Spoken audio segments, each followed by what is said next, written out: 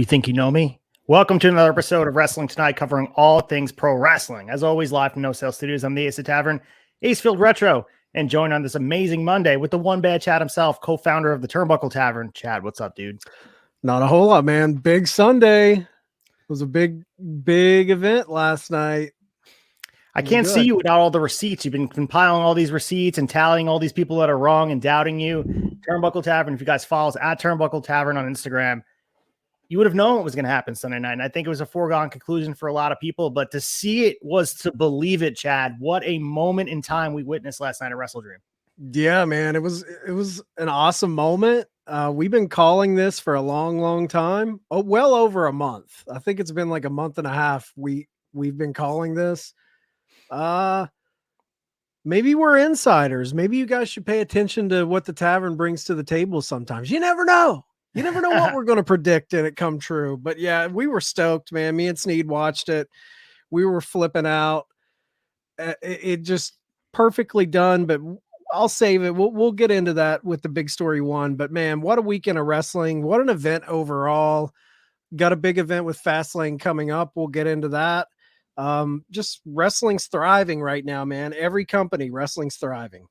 Yeah, and again, this is revealing all the characteristics of people that are tribalistic, and they're cropping up with their opinions on either side, saying that they are very happy, or some are taking it very personally that Mr. Adam Copeland has found a new home. But we'll definitely discuss that because that's also a big part of this. And as far as legacies go, I'm curious to get your take on it as well. I know you feel very strongly about some of the discourse that's been happening online, but man, people are revealing their true character and where their allegiances lie, because some of the stuff that's being said is outlandish and just off base. Yeah, there's a term I like to use for those people. They're called losers. Losers. If you're taking time out of your day to jump into any pro wrestling related Instagram account, Twitter, X, Facebook, if you're in those comments shitting on a cool moment like Jade signing with WWE or Edge signing with the AEW, you are, sir, ma'am, a loser. Agree with that. Well, let's not wait anymore. Let's get into big story number one. Let's do it. Big stories.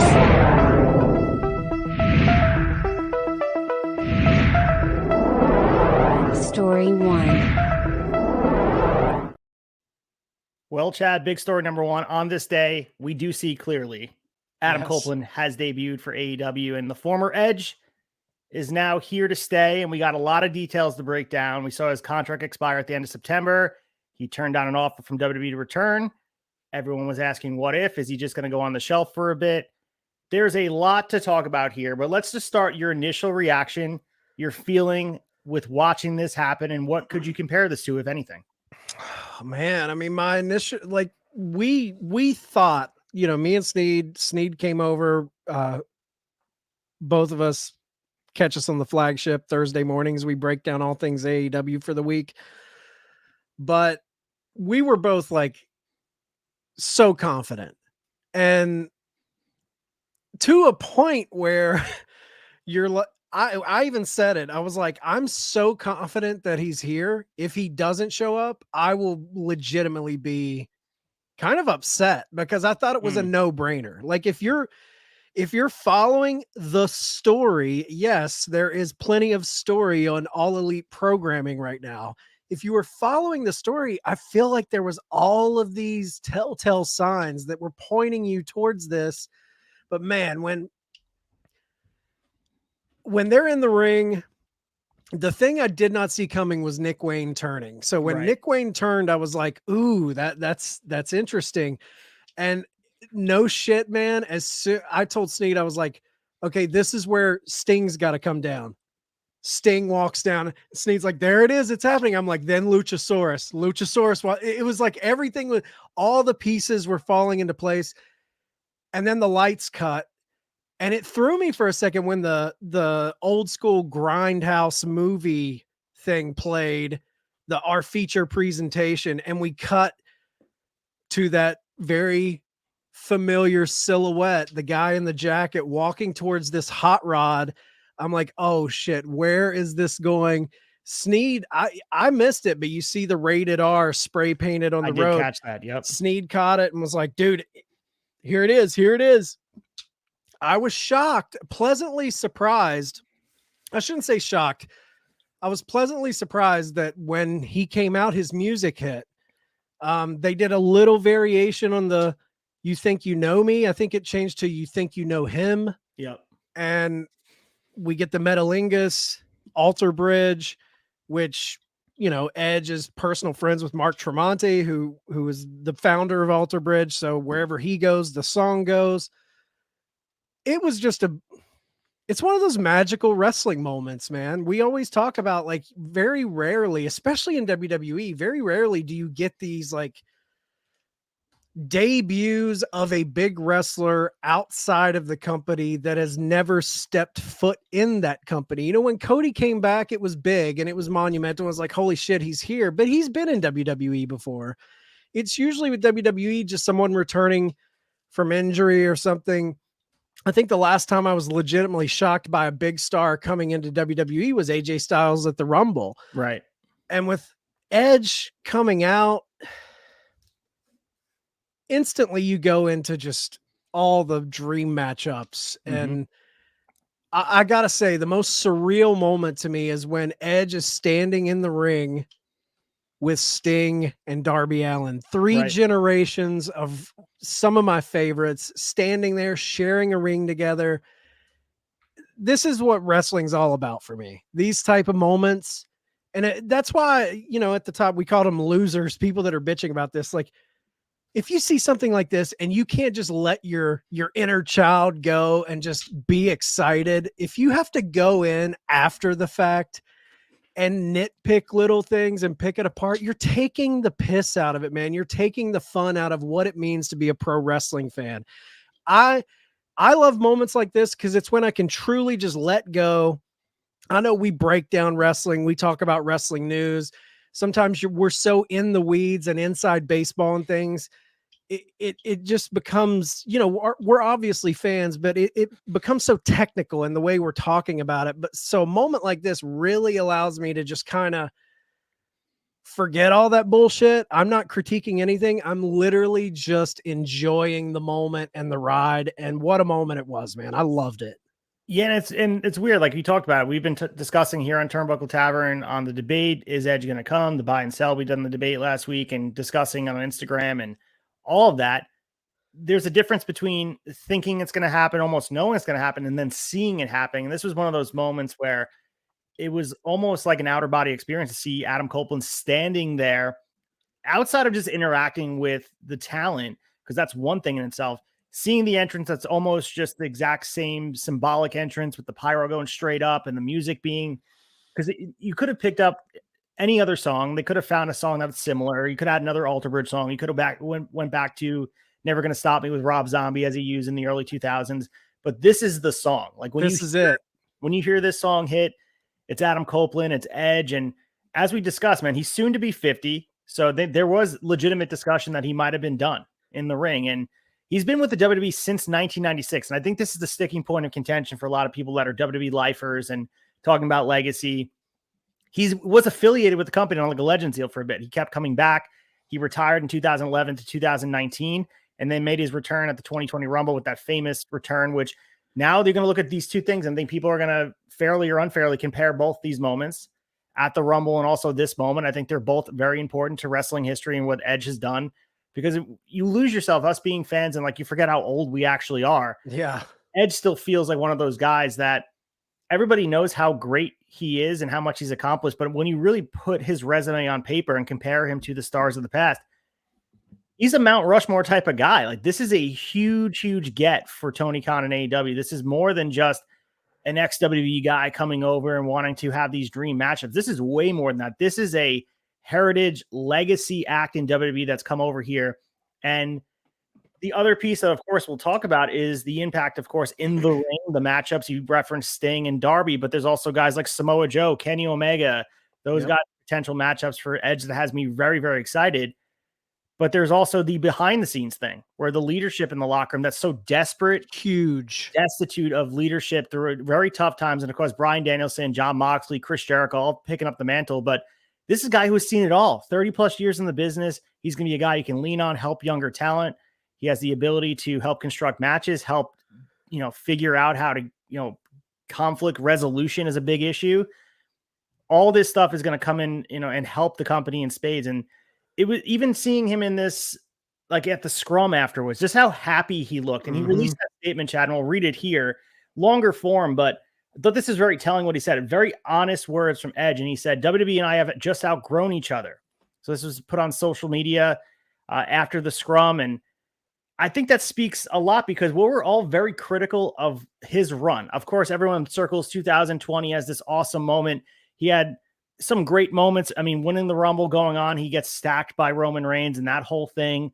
But his run was very underwhelming in WWE. And whether it was fair or unfair to critique it the way it was, maybe we had high expectations. Maybe it was because it was during a lockdown, the Thunderdome era. Maybe he was a victim of that. But his return did not bear the same fruit we thought it would have. And I think this is a second opportunity for him to further impact and help the future of wrestling. And he can do that more here than he can do in WWE.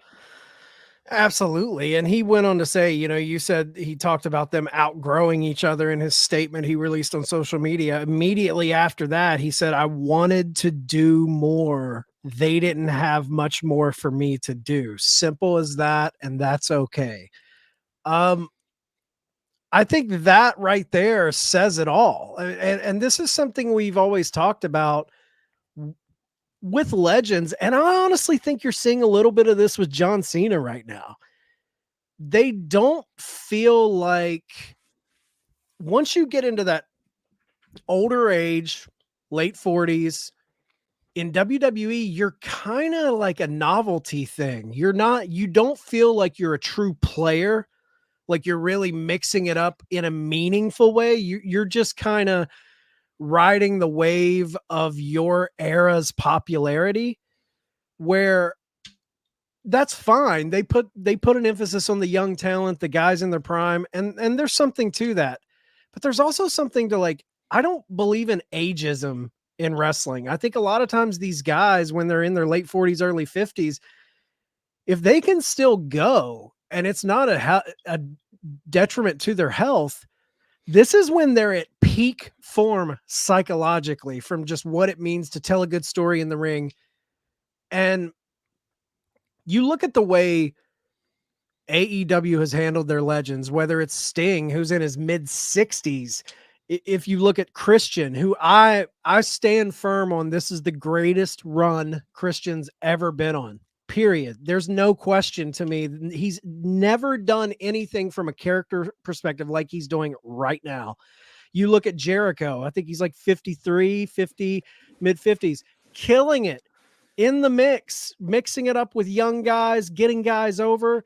You look at guys, even like Samoa Joe, no spring chicken, doing great work. And I feel like, and they feel important. They feel vital. It doesn't feel like, oh man, they're trotting out the legends, the part-timers. These guys feel legit to me. When I see them on my screen, it doesn't feel like a nostalgia act. I mean, the ones that are I guess you could say with the Hardys a little bit, there's nothing there, but I think that's more on their physical the physical toll that's been put on them. I feel like Christian, Edge, they've been taken care of from the long time off. I feel like they're rested up and ready to go. And it looks like from the way Edge is speaking in the release, in the social media release he dropped, or at the media scrum, dude sounds hungry to get in there. He knows he has a window that is closing,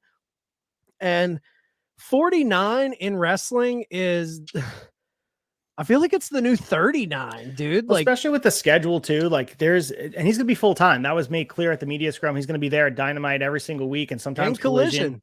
Yeah. So he's gonna be in the mix and doing things, and like similar to Bryan Danielson's role, where it's not official in any capacity, where he's the leadership team for Collision, but he's a sounding board for Tony Khan to have experience and knowledge, and from that perspective, and Adam Copeland adding his experience from everything he's seen from 1996's debut all the way through the highs and the lows, undercard, main event of WrestleMania. You can't dispute what this guy's done. And also part of this conversation we were discussing was how could they get their hands on the Rated R Superstar? How could they get Metalingus? And you referenced before that Alter Bridge, they own the rights to that song. It's their song. But the other piece of the Rated R Superstar, and this is some news that dropped today, that Wet Yeti Incorporated filed to trademark four different names, one being Legend with Edge being in between it. We also got the Iconoclast, the Rogue, and Cope. This was filed on October 1st. And they also gave details about the sort of the lapse in, we talked about the Four Horsemen in War Games, and like sometimes they don't renew all these different patents. And the U.S. Patent and Trademark Office does not currently have any recent filings for, quote, Rated R Superstar with the latest trademark on the name having been abandoned by WWE in May 2020. However, WWE continues to hold an active trademark for the name Edge. And curious enough, the tag team name, collaboratively, Edge and Christian trademark was abandoned back in 2003. So is it possible we see them down the line being able to team as Edge and Christian as the team because that's their name? And the fact that Rated R Superstar was abandoned a couple months into his debut back into wrestling kind of speaks volumes to me that maybe it's symbolic about how forgotten his run was actually becoming. I think that bigger things to go on in May 2020. That's 2 months into a worldwide pandemic and all that, but that's a pretty important thing. The Rated R Superstar is synonymous. That's like letting the Dr. Thugonomics disappear from John Cena, or the Viper Randy Orton. Like Rated R Superstar, it's not an off-brand. That is who he was for the latter half of his main event career. Yeah, and the fact that you have that to attach to Adam Copeland to give us that familiarity with this new version of Adam Copeland, aka Edge, like it's stuff like that is vital, man. You have to have that. If he came in with new music, his own name, and no ability to kind of call up his past on commentary, it's a harder sell for fans, I feel like. So when you can have things like that, it helps. And honestly, Edge, it seems, left WWE with, it was a very mutual, it wasn't this big falling out. Like, it seemed like he was a guy that always got along with the front office. He always got along with the locker room. I really wouldn't put it past him being able to get that name in the future. I really wouldn't. Like, it would not shock me if he worked some deal out with Vince where he gets Edge. It would not shock me at all. There was some conversation that there was good feelings on both sides, that they were just happy for Edge that he was able to do this. And, the other conversation that was very interesting was about him filming this. You referenced the intro video they had with the classic black sports car driving away throughout Seattle, and the fireworks and all the stuff went off from the stadium. He talked about doing that in some of these. He picked Darby Allin's brain about where to go to film these different vignettes and where's the best spot to have these awesome sight lines. And they went some of the worst neighborhoods in all of Seattle, and Darby Allin was his guide, to the point where I think he was saying, I haven't eaten for almost 17 hours. They stopped at a burger joint. He was recognized, and he told the fan, like, you're the only person to recognize me. And kudos to that fan for not ruining it for everybody. Could have snapped a photo and ruined it and went right on Squared Circle on Reddit, but didn't. Pretty cool moment just to hear him like bonding, sitting on the back of a Subaru with the hatchback open with Darby Allin, just roaming the streets at midnight of Seattle, Washington. It's just, what a visual. And like, so different than the hands-off approach in WWE, where it's so mechanical and everything's in motion. This is like, you want to film a vignette? Go ahead, do it the night before, and you guys can have this any way you want it to look. Tony Khan gives him the freedom and the creativity, and that speaks volumes about even the in-ring work he's going to be able to do, these dream matchups, all the creative stuff. There's a lot cooking up there. We've seen what he's able to concoct. And if you notice during the scrum, when he's talking about shooting that vignette with Darby, and how they were hanging out of the back of a car with the camera and getting all these cool shots, he seemed like a kid. He seemed like he was so stoked to be so hands-on, because he even said in the same scrum, he talked about when they asked him if he was going to have a leadership role in the locker room, and he was like talking about how storylines and the details of that, he takes a big part in that. He's fascinated by that. And so for him to be able to go shoot his own, his opening vignette, his debut vignette, him, Right. Darby, and I think Giancarlo, who used to do the cool videos for GCW. I believe he worked for WWE for a moment too. I think it was those three just went out on their own and for like 3 or 4 hours shot all of this stuff. To not have like a WWE producer over your shoulder telling you what can and can't work.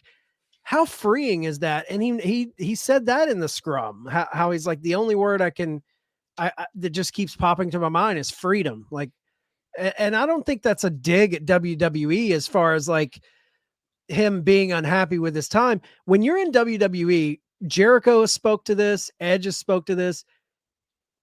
You are a part of the machine and you know how the game is played there. So when you go there, you almost give up certain freedoms to be a part of this. And that's not for better or worse. That's what it is. So I think when you're in that system since 1996, and all of a sudden you're in this place where it's not so micromanaged and you can really have a hand in your creative, you can really have a hand in your character and kind of dictate what you do. That has to feel like so fresh and new and exciting. And the guy just seems like, even if you watch him when he came out, when he ran to the side of the stage, he's pumping the fans up. Edge is one of those guys, and it happened when he returned at the Rumble too. He's one of those guys, you can see it in his eyes, the way he's looking around the crowd. He's smelling the roses right then. He is soaking this shit in. He's a guy that he knows the moment. He knows one day these will all be memories. And I love that about Edge. And I'm just stoked to have a guy like him who, is such a positive influence. I mean, we just came out of Punk, and Punk, I think, was really good with a lot of guys, and a lot of guys liked him, but there was a divisiveness there where you rubbed some of the locker room the wrong way. I don't think Edge has that in him. I think he's a complete team player, and everything on screen is going to be fun to watch and incredible. Dream matchups. What's these feuds going to be in these storylines? It's going to be so exciting. But more importantly, man, you are going to see his behind the scenes stuff. I think a guy like this really contributes to building the locker room up and strengthening it. Yeah, it's stability from a guy who's seen it all, worked in the system of WWE, and the creativity he has now. He can probably explain to a lot of guys that don't know anything different of AEW, and maybe some guys are going through the motions of feeling the wear and tear on their bodies, or maybe not as motivated. He's a guy that can speak to more dates on the road, more house shows, and more restrictions on what you can do as far as telling stories on the screen. I'm sure what he envisioned as the Judgment Day stuff, if he was the person to, from all accounts, he was the guy who, fathered the idea, and then it was taken into the hands of the machine, turning it into a very, as we discussed it, and it's morphed into something different. But the original Edge manufactured version of Judgment Day was this very stereotypical Halloween store type of, this is what spooky's supposed to look like. So This is what we're going to do. I guarantee you, if Edge has an idea, it's not going to be micromanaged by a larger producer team of TV writers saying, this is what we think it should look like. It would be similar to the vignette. And I think the vignette stuff is so symbolic of his relationship with his character, the locker room, and his creativity, and the allowance that he can go out there and do the things he wants to do within limit, and have the ability to, man, like to be under the restrictions and shackles of WWE. And that, like you referenced, it is a good thing. He was the benefit of a guy main event WrestleMania, one of the biggest stars in all of wrestling history because of the machine being behind him. Yep. But now being on the other side of it, the freedom to, at 50 years old, be able to redefine who he is, and in a lot of ways can almost have the best matches of his career because he's allowed to do so. Because lost in this is like, yeah, they sent him off in Toronto with the Sheamus thing, and it was a ho-hum SmackDown. Of course, it was his hometown. But I think that speaks a lot to their lack of the connection they don't have with these legends, and sending them off in a way. Because, I mean, I think Taker was the last one that they've like actually said goodbye the right way, because I think they keep tapping into the well and people keep coming back. And maybe that's going into, sort of this nostalgia base where they're basing a lot of their pay-per-views and continuing storytelling on guys from the past and not focus on the future. But they put these guys on a pedestal in AEW where they're still meaningful characters that tell meaningful stories. Chris Jericho was a world champion. I think there's a disconnect from fans that look at that as they're relying too heavily on WWE. No, I mean, it's complete opposite. They're using that as emphasis and to build up the history, but they're helping the younger talent. If you look at the roster at large, and MJF said it during the media scrum, this is the most talented roster in wrestling history. And you can make the argument up and down the list as far as star power, but as far as in-ring action, and there's not a roster better than this. And variety. And young guys. It's not just, it's not Chris Jericho and Edge and like the top of the card. Look at all your champions right now. Look at the roster right now as far as how it's constructed, and look at the guys challenging for titles. Look at Swerve climbing up the card. This is a ready-made. It's not even close to me. Like, if it's not even close, this is by far the best roster. Are you kidding me? Look at the tag division. Look at the legends. Look at the variety of styles. Penta, Ospreay. Yeah. I mean, there is like, it's not even comparable right now.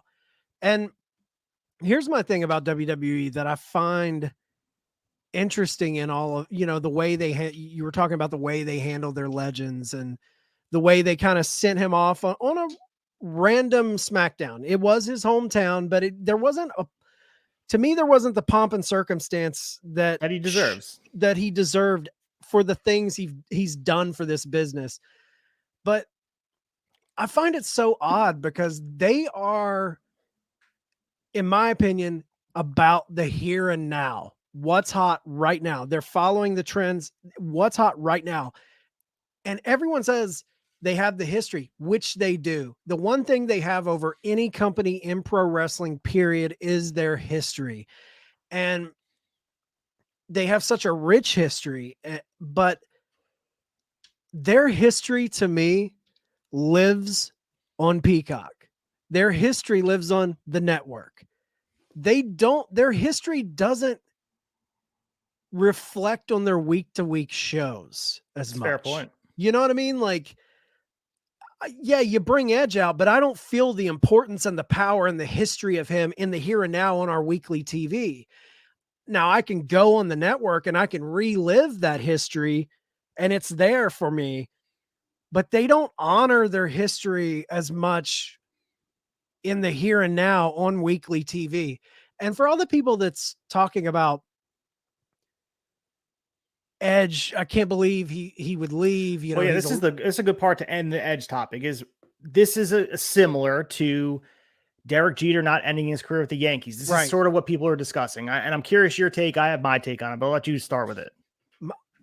you want him to do? Like, you know what I mean? That's what do you want him to do? The guy's still vital. He can still do great matches.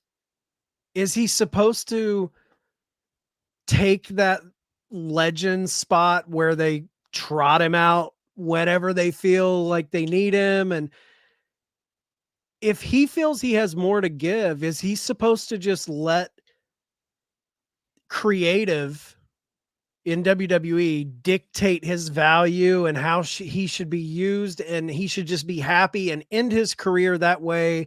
Because the funny thing is, I see a lot of fans on social media with all of this going on pretty much calling for his retirement, which is just despicable in my opinion. Like, who are you as a fan to tell anyone it's time for them to retire? I don't buy into that shit. If they feel they're vital and they can contribute, I'm all about it, man.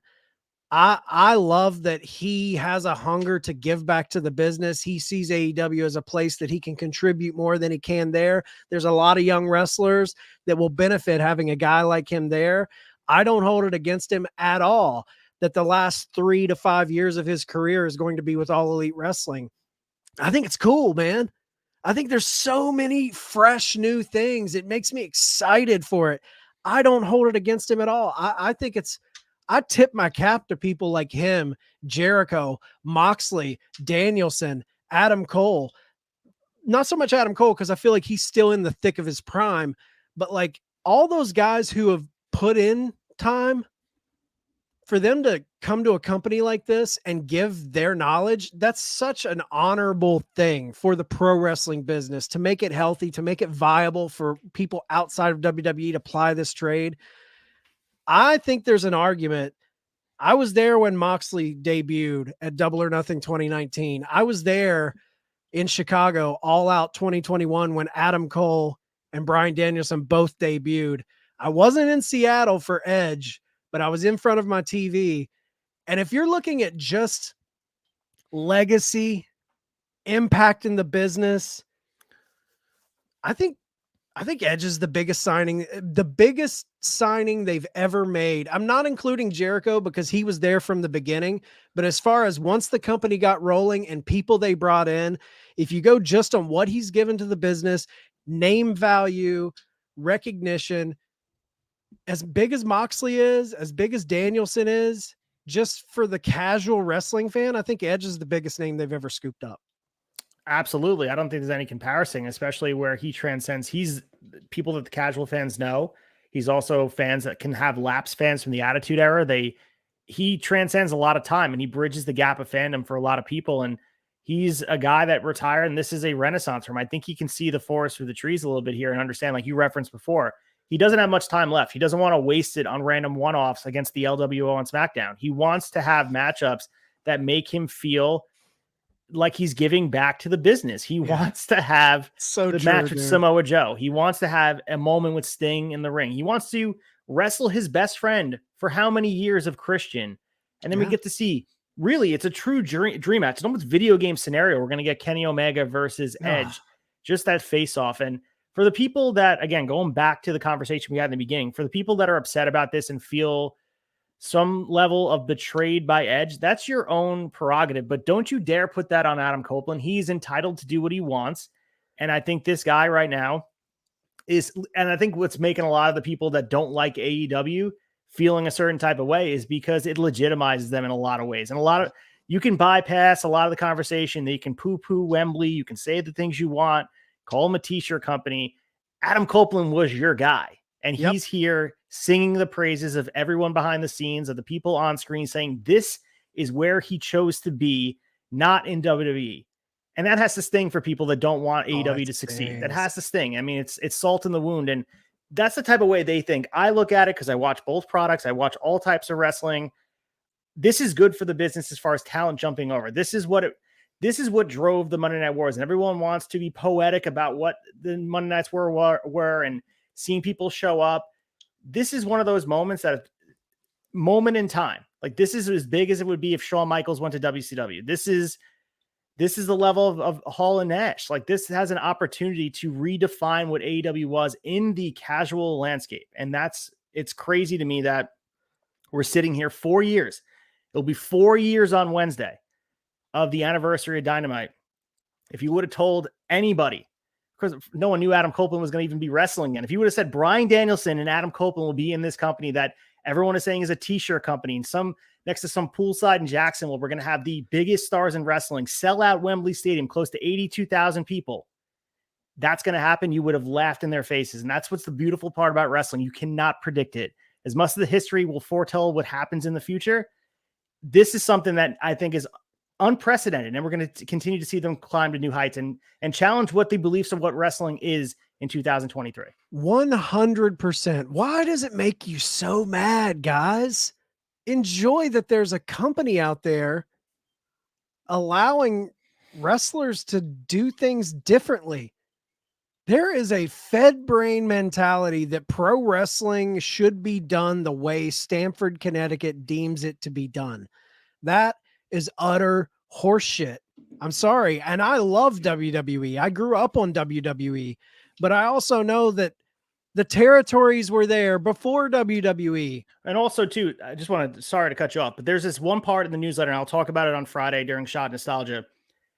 Dave Meltzer makes his first trip to Japan. One of the first trips he goes in there, he catches the All Japan women's shows, and he's referencing that Vince McMahon made a tour in 1984 through Japan.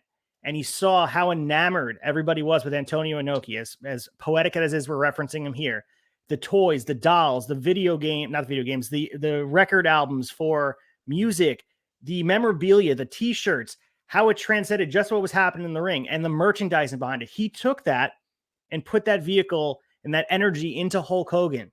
He used that as an apparatus to get to where they were. They used a blueprint that was already established. So let's not act like 1985, the world just began like the Big Bang in wrestling. Wrestling existed in the 70s where Funk carved it out in the territories, making things happen. It's just happening on a larger screen in WWE, WWF, and you guys are conditioned to believe that's where it happened. It's just not the case.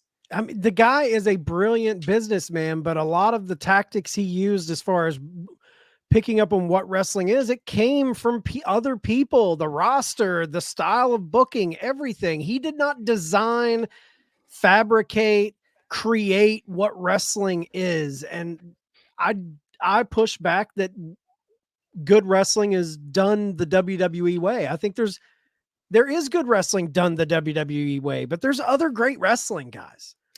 And the last thing I'll say, Ace, before we move on is I like that you said, I think a lot of people get sour and hot about this because someone like Edge going there, it legitimizes All Elite Wrestling. And what's funny to me is Cody Rhodes going back to WWE legitimized All Elite Wrestling. The two biggest, most recent signings in wrestling, Edge to AEW and Jade to WWE, both of those legitimize All Elite Wrestling. Like, there is a reason this company is being looked at by WWE. They may not be doing it the way WWE would do it or the way some fans would like it, but they are doing it in a way that is legitimate. They're doing it their own way, and it's exciting. Yeah, and I think also, too, if people want to go back to the first ever WrestleMania, look at that roster. You got guys from all over the place that carved their craft, made it their superstar elsewhere. Roddy Piper, Bob Orton, Hulk Hogan, Jim Duggan. These guys made their name elsewhere, and they were stolen from where they were. And good for them. Yep. But don't act like WWF invented wrestling. This is his tale as old as time. Talent jumping ship for a better conditions, for better money. Good for the talent. This emphasizes talent first mentality, that it's a wrestler's world, not a promotions world. Yep. 100%, man. I love talent jumping. I love that Jade's in WWE. She's going to be a star, tailor-made for that company to put the machine behind her. And I love that you have some veteran who's played in that machine for 30 years now going to the young gun upstart promotion to make things interesting. This is why we love wrestling. It's hard to call it a t-shirt company when they're releasing an Edge t-shirt and he's wrestling in your ring because you were so busy putting him on your Mount Rushmores. But when he's here playing for a different team, wearing a different jersey, it hurts everybody's feelings. But yeah, and just enjoy wrestling, guys. I saw a lot of comments being thrown around of traitor. It's like, you know who rooting for Walmart. You're a traitor. You calling him a traitor, you're a traitor because you're taking the back of a corporation over the man himself that you supported. You should be supporting the man, not Walmart. It's like I said, you know what I mean? It's like you're cheering for the stock numbers of Walmart. Who gives a shit, man? I don't care. I want the wrestlers to be happy. I want the wrestlers to be successful. I want them to be engaged and see the life in their eyes and the excitement. I could give a shit less what the ratings or what the pay-per-view numbers or any of that. I don't care. And these people that they'll throw a wrestler like Edge under the bus and call him a traitor to back up what? TKO? Ari Emanuel? You can't even say you're taking up for Vince. It's not his anymore. Vinnie Mac's got a boss now. And it's a big corporation that owns a lot of things. So I don't know, man. It's just ridiculous to you support this guy for 20, 30 years. You love him. And the moment he leaves the company, you're saying he's a traitor. No, you're the traitor. Agreed. Let's get to WrestleDream and talk about how amazing the action was in Seattle. Big story 2. All right, big story number 2. We had WrestleDream from Seattle, Washington. And there was a lot going on here. Let's open up with that this will be an annual event. Tony Khan made it official during the post-show media scrum on Sunday night that it's going to be an event that returns, not making it going to be in Seattle every year, but it will take place next year, and it will definitely be returning. He was referencing that they got lucky because the Kraken were supposed to have a preseason game, and it wound up not happening. So this feels like it should be in Seattle every year. I think it feels like it would be appropriate, but at least at the very least, we know that it's going to be returning as an annual event. And we're going to see more pay-per-views come down the line, Chad. I think this is not the last of the new events we're going to have. No, I'm interested to see how many more pay-per-views are rolled out. I'm interested to see if this Max deal goes through. Is there going to be a bundle situation where you get X amount of pay-per-views included in this bundle, or if, the big four remain on pay-per-view, but the Wrestle Dreams and the, whatever else, if we get, all in or all out as a freebie. It's interesting, man. You were seeing a growing company add stuff. And at first I was dead set against more events. I really do like less is more, 4 or 5 shows a year. But at the same time, it's hard to complain about new shows when the booking has been off the charts. Right. The more big events they have, the better the on-screen product has become. They are building these shows now. It's not just, I feel like when it was 4 shows, sometimes we'd get lost in the sauce in those 3-month gaps, where now everything seems very focused and driven. And WrestleDream, I saw some critiques here and there. Oh, it's not a good build. Dude, if you don't think this was a good build, you're not watching the product. You're right. not. I mean, you can't. That's such a ill-advised comment. WrestleDream to me was one of the better when it comes to just story top to bottom. There was so much good story on this card. So on the 0 hour, which I saw some of this, but just to give you guys the results, we won't talk extensively about the matches, but Kojima, Keith Lee, Athena, and Billy Starks teamed up to defeat Shane Taylor, Lee Moriarty, Mercedes Martinez, and Diamante. We also had Claudio with John Moxley defeating Josh Barnett in a catch wrestling classic. Luchasaurus defeated Nick Wayne, which was pretty dominant on Luchasaurus's part, and interesting what happens later in the night now that you look at this match. And finally, the 0 hour ended with the Acclaimed and Daddy Ass defeating TMDK, which was Shane Hayes, Mikey Nichols, and Bad Dude Tito to retain the AEW Trios titles. This was a straight match off of Rampage or Collision, but it was fun, and they set the stage. I mean, Seattle bore witness to a lot of great action in one single night, and even the 0 hour had some really good action. Like the Barnett match and Claudio, that easily could have been on a pay-per-view on any night. Oh, yeah. I really liked the Claudio Barnett. I'm a big fan of Josh Barnett from his MMA days. And I thought the moment in the Keith Lee, Athena, Billy Starks, Shane, Lee Moriarty, that big mixed tag match. I love the moment of Keith Lee and Shane Taylor. I think we're building something there. Either they're going to join forces, something's going to happen. They've got history on the indies. I thought that was cool. Nice seeing the trios titles defended, even if it's on 0 hour. I always look at 0 hour, man. Everyone bitches about these, man, there's 14 matches. And I'm not saying don't give these guys your attention, but 0 hour to me is kind of when you're still getting your drinks. You're still getting the hot wings going. You're getting the party set. You're kind of conversing with your boys as they show up. This is on in the background to kind of wet the palate.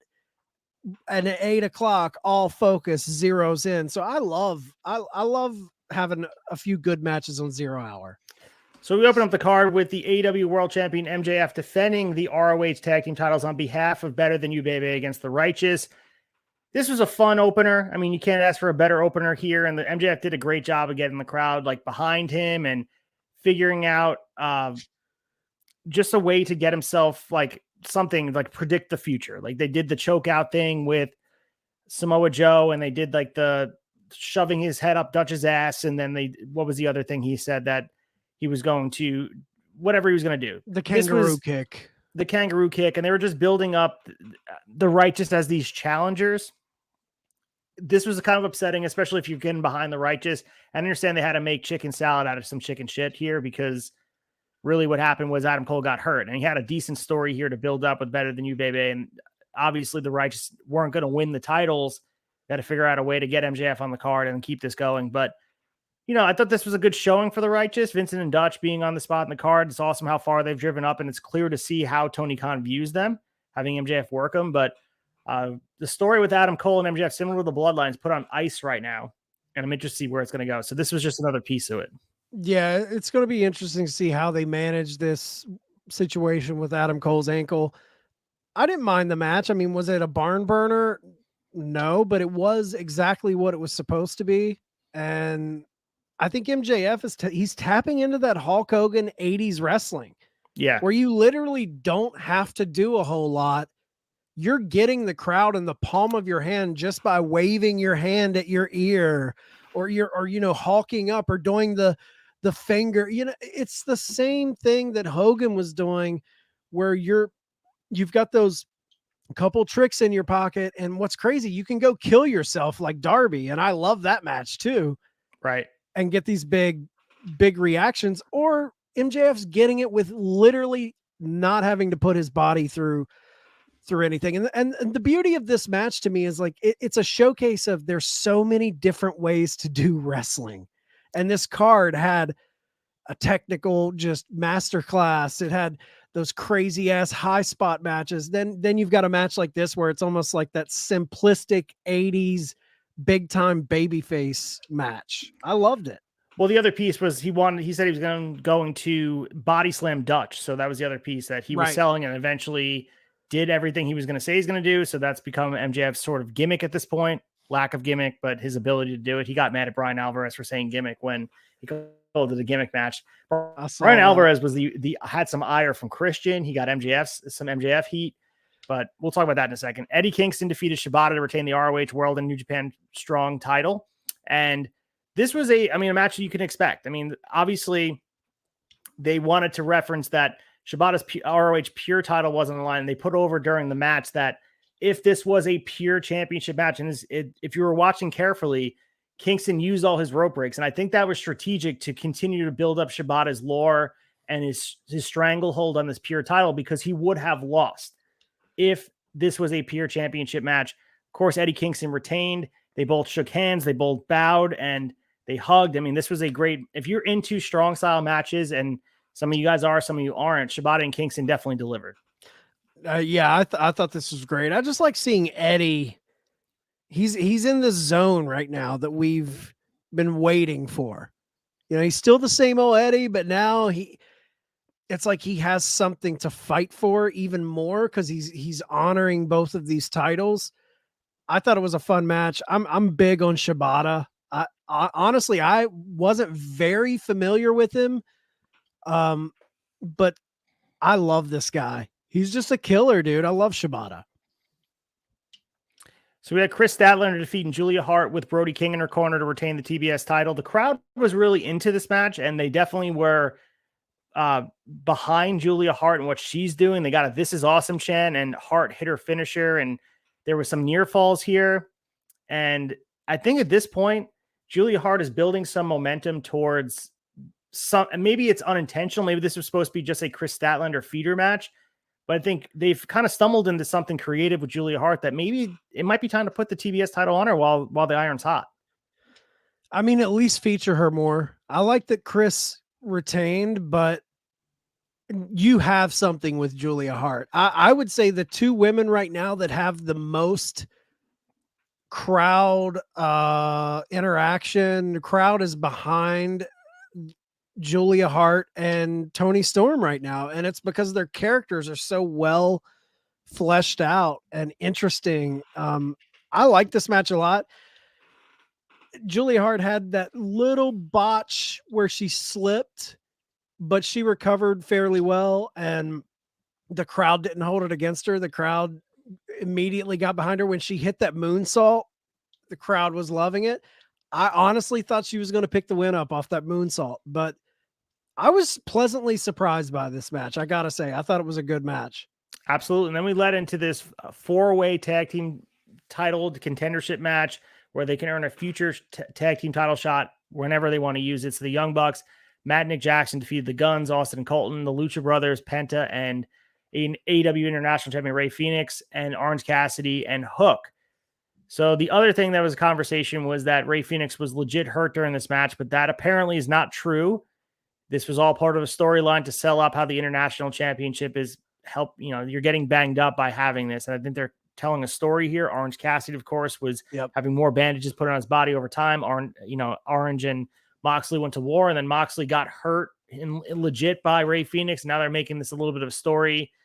So Phoenix was favoring his taped up left shoulder during the spots in the match. Then he left ringside. So everyone's questioning, is he actually hurt?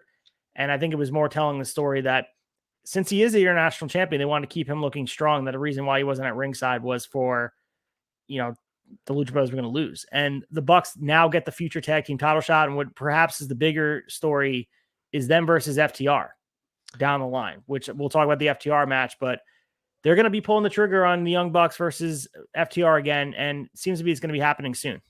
Yeah. If I'm a betting man, I'm saying it's taking place at Full Gear in Los Angeles, hometown, just a stone's throw away from their little town of Rancho Cucamonga. So right. I think the Bucks FTR at Full Gear, this was a good match. It was fun, but I think the outcome of the match is the more interesting thing for me. Is like, okay, are they just going to flip-flop the titles? FTR beat them at All In. Is this kind of a gimme? They're in their hometown of LA. Are they going to take the titles back from FTR? Or is this the beginning of possibly a long actual program, where I feel like with them, we've just got dream matches, but I want to see like an actual legit week-to-week program, vignettes, backstage segments between these teams. I'm excited, man. I think anytime those two teams hook it up, it's very interesting. So leading to the next match, which could be arguably the match of the night, which says a lot about what they were able to do in the ring. Swerve Strickland with Prince Nana defeated Hangman Page. Man, the roles that they both played in this match were amazing because obviously Swerve was the hometown hero being in Seattle, and Hangman played the heel so well. And this is an unfamiliar territory for him. He's a guy who's usually playing the baby face, but shows how he was able to think on his feet. And I understand it probably was expected. Everyone kind of knew the reaction they were going to get in the ring. But I was thinking about this, watching it, and I was texting some people about the show, and it felt like a coronation of a guy taking it from an upper mid-carder into what it means to be a world champion. And this match felt to me passing the torch to Swerve, saying that he's ready. And he even spoke more volumes to me during the media scrum after, and how much Tony was, applauding him and talking about his journey into AEW. And he is a world champion. He 100%. Is a guy that will be the world champion. I don't think they're just saying it in these promos just to say it. He is a top guy, and he held his own to the point. I understand Seattle, it was electric for him. The massive growth we've seen in a year and a half since he came onto the roster in mixed tags and kind of buried in the card and then tagging with Keith Lee, what he was able to do. They gave him a piece of the pie and said, okay, do what you want to do with this. And he has made himself really undeniable. He's a guy who's driving ratings. The match quality was absolutely insane here. There's no disputing that this could have been match of the night, if not a match of the year, if we weren't in 2023, where match of the years happen pretty much every weekend at this point. But goddamn, this match was everything from emotion, athleticism to storytelling in the ring and mechanics. And seeing Swerve get the win, I understand he cheated, but still he's a heel. He hit him with Nana's crown, but pretty devastating. Hitting that kill shot kick was just awesome. And then the right decision was made for Swerve to win this match. This was my match of the night for me. This was the match I enjoyed the most. And there were a couple really, really good ones. But man, if you pay any attention to the Tavern, the flagship, especially, I'm a huge Swerve Strickland fan. I've been beating the drum of him being a main event guy for months and months and months. This guy has it. He has an it factor. I think I think 2024 he holds gold, honestly. At the absolute latest, early 2025, depending on how storylines are laid out. But this guy will hold big platinum. It's unquestionable. You saw Edge mention him in the media scrum. You saw Danielson mentioning him lately. Like, everyone's taking notice of him. And I've said it from the beginning, when I think of Swerve, like, he has this style that is all his own. If you watch him in the ring, he just has this funky style where he will hit things in certain ways that he'll take a very simple move like a suplex or a brain buster, and he puts just a little bit of stank on it that makes it all his own. I love this guy. I hope he becomes the face of the company in the next couple of years, because I think the best thing he has outside of just his technique in the ring and his style, his look, his it factor, dude has a mind for it, man. He's a storyteller. He has cinema up in his brain, and it plays out. I love Swerve Strickland, and Hangman. Hats off, dude. The fact that he goes in after the promos that Swerve was cutting on him to take an L. Yeah, he got cheated out of it, which is a great. Hangman lost nothing losing to Swerve. Now you've elevated Swerve to Hangman's level. You've raised a guy up to the main event scene. So now not only is Hangman in the main event scene, Swerve's a player now too. And I loved it. Yeah, I can't wait to see what they do with Swerve and what's next here, because there seems to be untold story. Maybe they still run it back with Hangman, but maybe he starts dipping his toe into this MJF Adam Cole story as well, because yeah, the Mogul Embassy certainly could play a part in what they're doing. Man, it certainly has an interesting dynamic. We'll follow the story and something week to look at, something to keep track. He could go into this MJF Adam Cole thing, but there was a funny moment on Collision where we saw Don Callis and Prince Nana kind of having this talk in the back prior to Alex Marvez interviewing Nana. Are we about to see Swerve enter into this Kenny Omega, Jericho, Don Callis family situation? Give me Swerve versus Omega all day long. So we move into Ricky Starks with Big Bill defeating Wheeler Yuta. And this was an unenviable task of having to follow Swerve and Hangman Page, but I thought they did a good job. This felt like a TV match to me.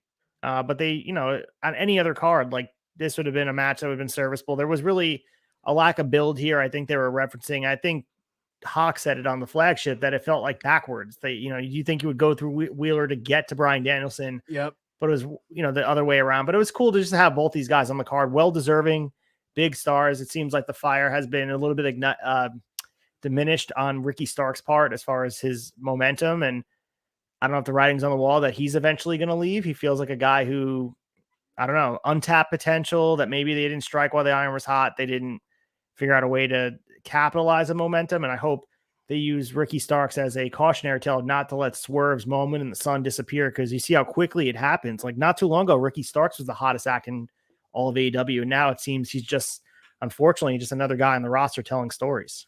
There's enough guys here. They could heat him up. I thought both of these guys busted their ass, and like you said, they had a pretty tough task to follow Swerve and Hangman. I will say, this is just a theory, man. With Jade and with Ricky Starks, everyone said, oh, Cody's kind of recruiting them to come over. Tony Khan has the internet, dude. If he's hearing these rumors, yeah, it's rumors. He's talking to these people. But psychologically, if you keep hearing that these guys aren't all in on All Elite Wrestling, and you think when the contract is up, no matter what, they're going to go where their boy Cody Rhodes is, would you invest a ton of time on them?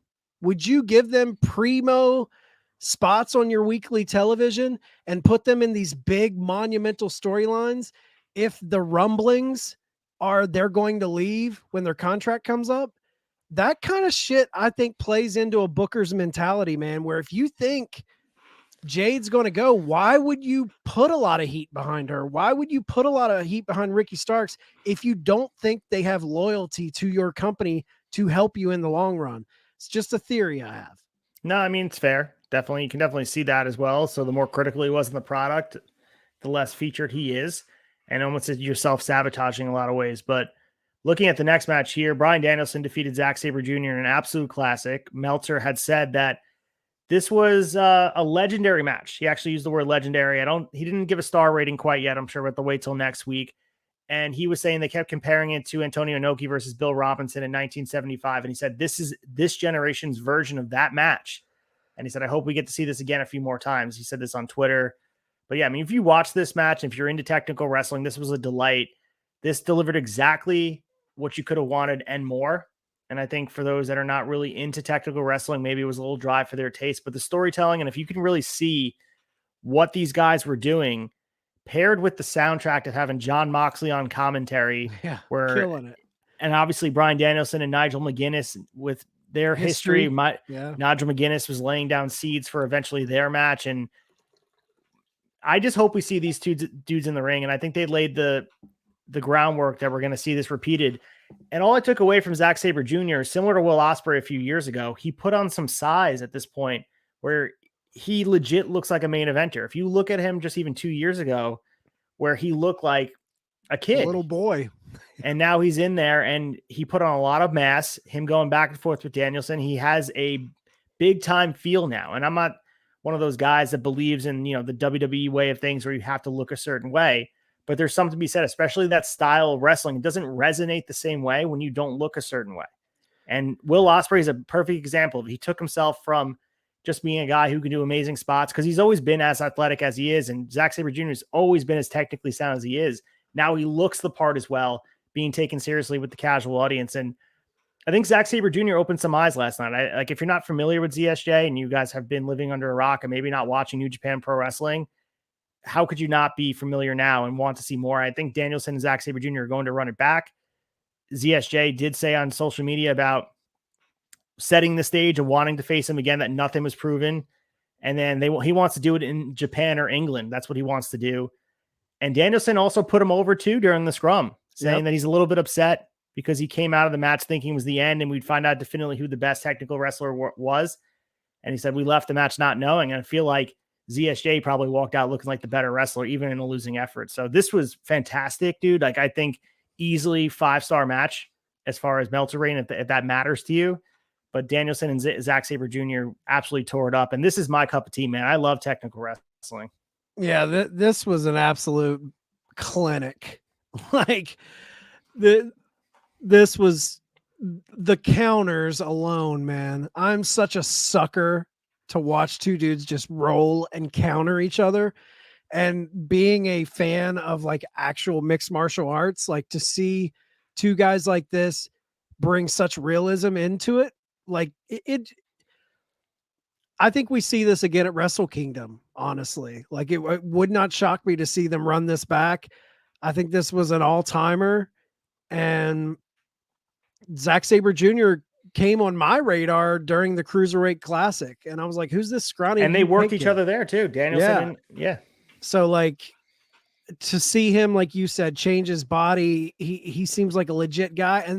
And above all else, a thing I really like about ZSJ is he has a moral compass to him. He has his own personal ethics where WWE wanted him when they started 205 Live. They went after him and he was like, nah, I'm going to New Japan.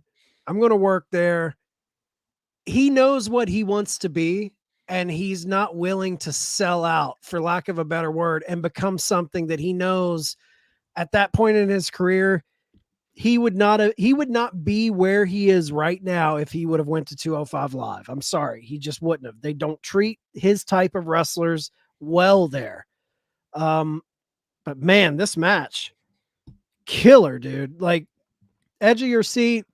I know some people like more of the traditional big spot matches, but this was just another example of the buffet that was WrestleDream, and that is AEW pay-per-views. You get a little bit of everything, and this was just nonstop action. I loved it.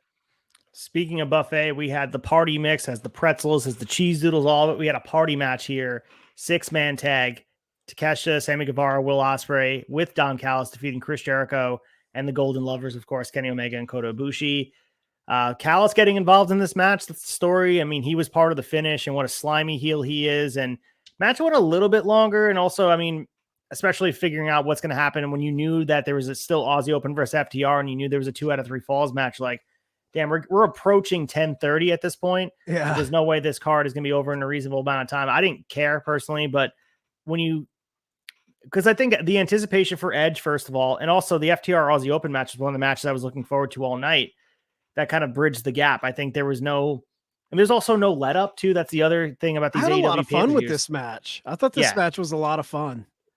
So I like the story they're telling with the Don Callis family, and they are threats to everybody, and they are going to continue to build their family. You reference Swerve, you reference what else, and Don Callis planting his tentacles in every single aspect of all elite wrestling. The crowd definitely were on their feet because you saw some of the great action. Kenny Omega doing the classic spots. Kota Ibushi looked much better than he did in Blood and Guts, so that was awesome to see. But also Takeshita. I was very impressed with Takeshita here. I thought he came off as look. I mean, he's always had the size clearly, but he seems like he's getting in better shape. And it's only a matter of time. We keep singing the praises of Swerve Strickland. Takeshita is another one of those guys here on this show. We continue to hype him up. It's a matter of time before this guy holds world heavyweight gold in AEW or elsewhere, because he's just unstoppable. And New Japan Pro Wrestling has to be like, dude, we need this guy. Like, can we just borrow him for a year? This is the guy we need to build around. Yeah, they're kicking themselves that they didn't scoop him up. Like, because I think as far as a young lion, he's better than anybody in New Japan. As far as like a young up and comer, like Takeshita is the real deal. And Ibushi in this match, I still think he's kind of labored from just the toll of his injuries and stuff, but he looked a little better than Blood and Guts here. I thought he looked like he picked it up a little bit. The thing I love about this match though, and the thing I'm loving about this overall story, just Don Callis, they keep rolling. They're not losing. They're letting these guys dominate. Kenny, I think he said he's like 0-4, 0-5 in the last 4 or 5 big matches he's had. Right. That's a story. That's a good story. And you hear those people complain like Kenny should be winning. He should be the man.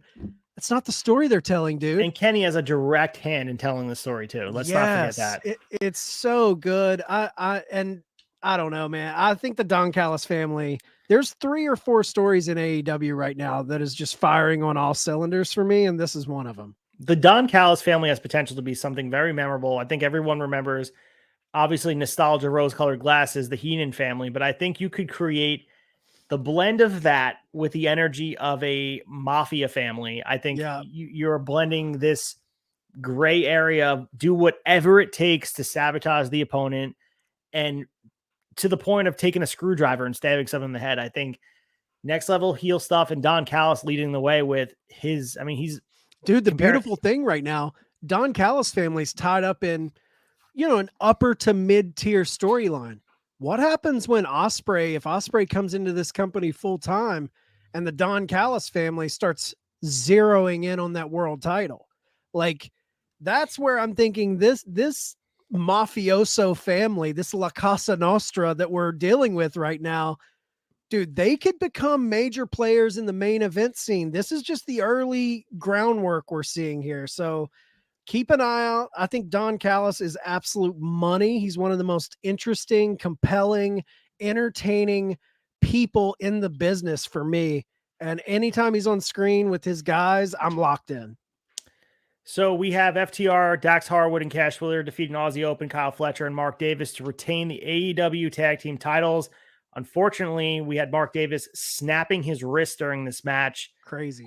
So unfortunately, he is going to be out of action. It's such a shame because he just got back from that knee injury. So maybe he'll be able to work by putting like a cast on it or something, but he toughed out the match, man. And this match was awesome, man. I don't think it was better than their first match they had October 1st, 2022. Maybe it's a placement on the card. Maybe it wasn't the main event type of thing, but they definitely showed out, and tag team wrestling being emphasized here in a big way. There were moments in time where I thought maybe Aussie Open might take this, and that just speaks volumes about, because I think the story's not told. They're not done telling the story with FTR as these tag team champions. And I think it was obvious here when the Young Bucks won that match. It kind of predicted, if not told, what the match result was going to be, but that's not stopping everyone from believing. And I think the other interesting part was the dueling chants during this match, where people are starting to really get behind Aussie Open and understanding who they are. And think about where they were only 3 months ago, being on ROH as this relative unknown. They've really built this groundswell of support where even against FTR, the most over tag team in all the world, maybe the best tag team, most popular tag team in the last 10, 15 years, they're being cheered for against them. And I think that speaks a lot about how over they're getting.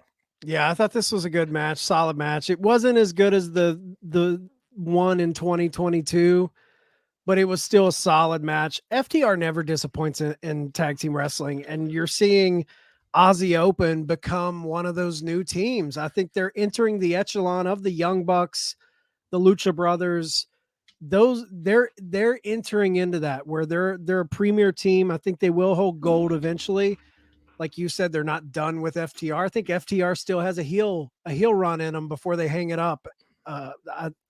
They're great heels. Just when you think about it, the psychology of a match, that's kind of where their bread was buttered as heels, and this kind of babyface run just fell in their lap. But I like it, man. I thought it was a good match. I just like the focus of tag team wrestling and having good old school tag team matches.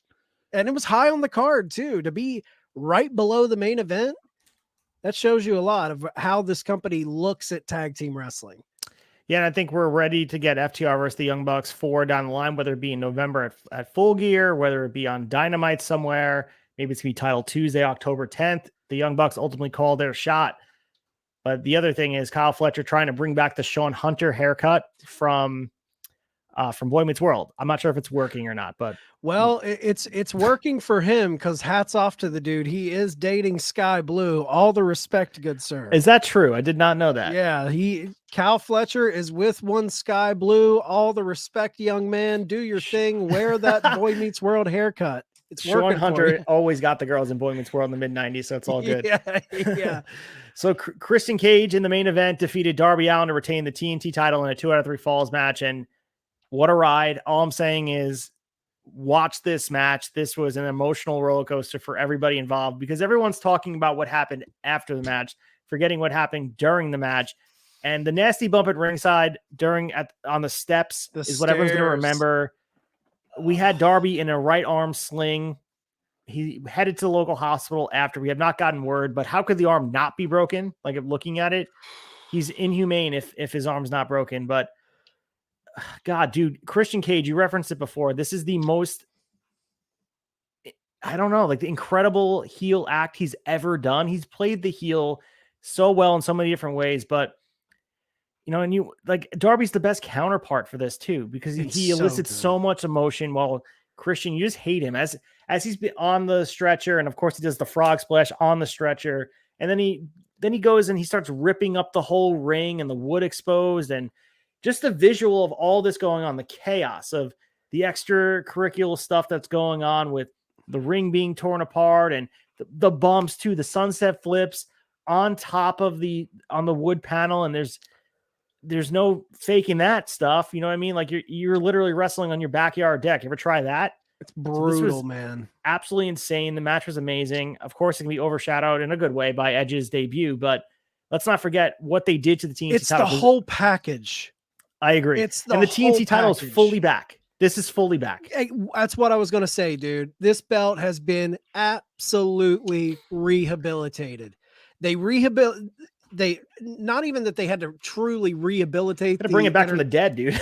Oh yeah, like it's an exorcism. They just made the international title feel really special with that orange run. They've had a little snag with Phoenix and Mox and the injury and things, but now they've rehabilitated this TNT title. I think the TNT title right now is one of the most interesting stories in the company. It's a top 3. It's a top 3 storyline, bar none.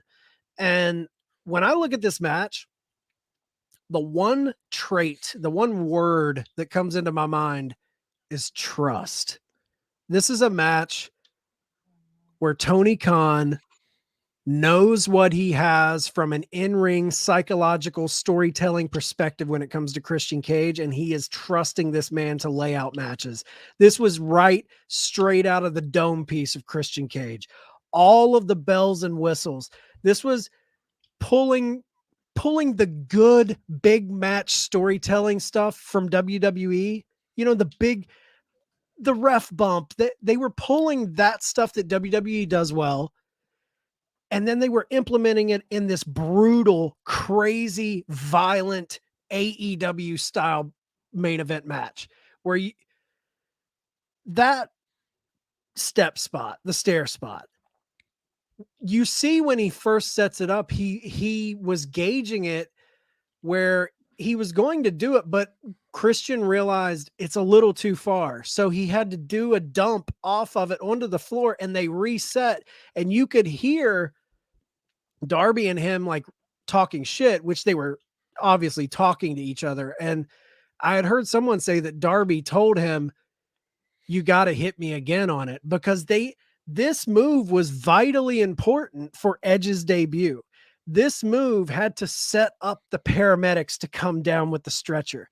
So you had to buy it. You had to buy that this guy just got legit jacked up.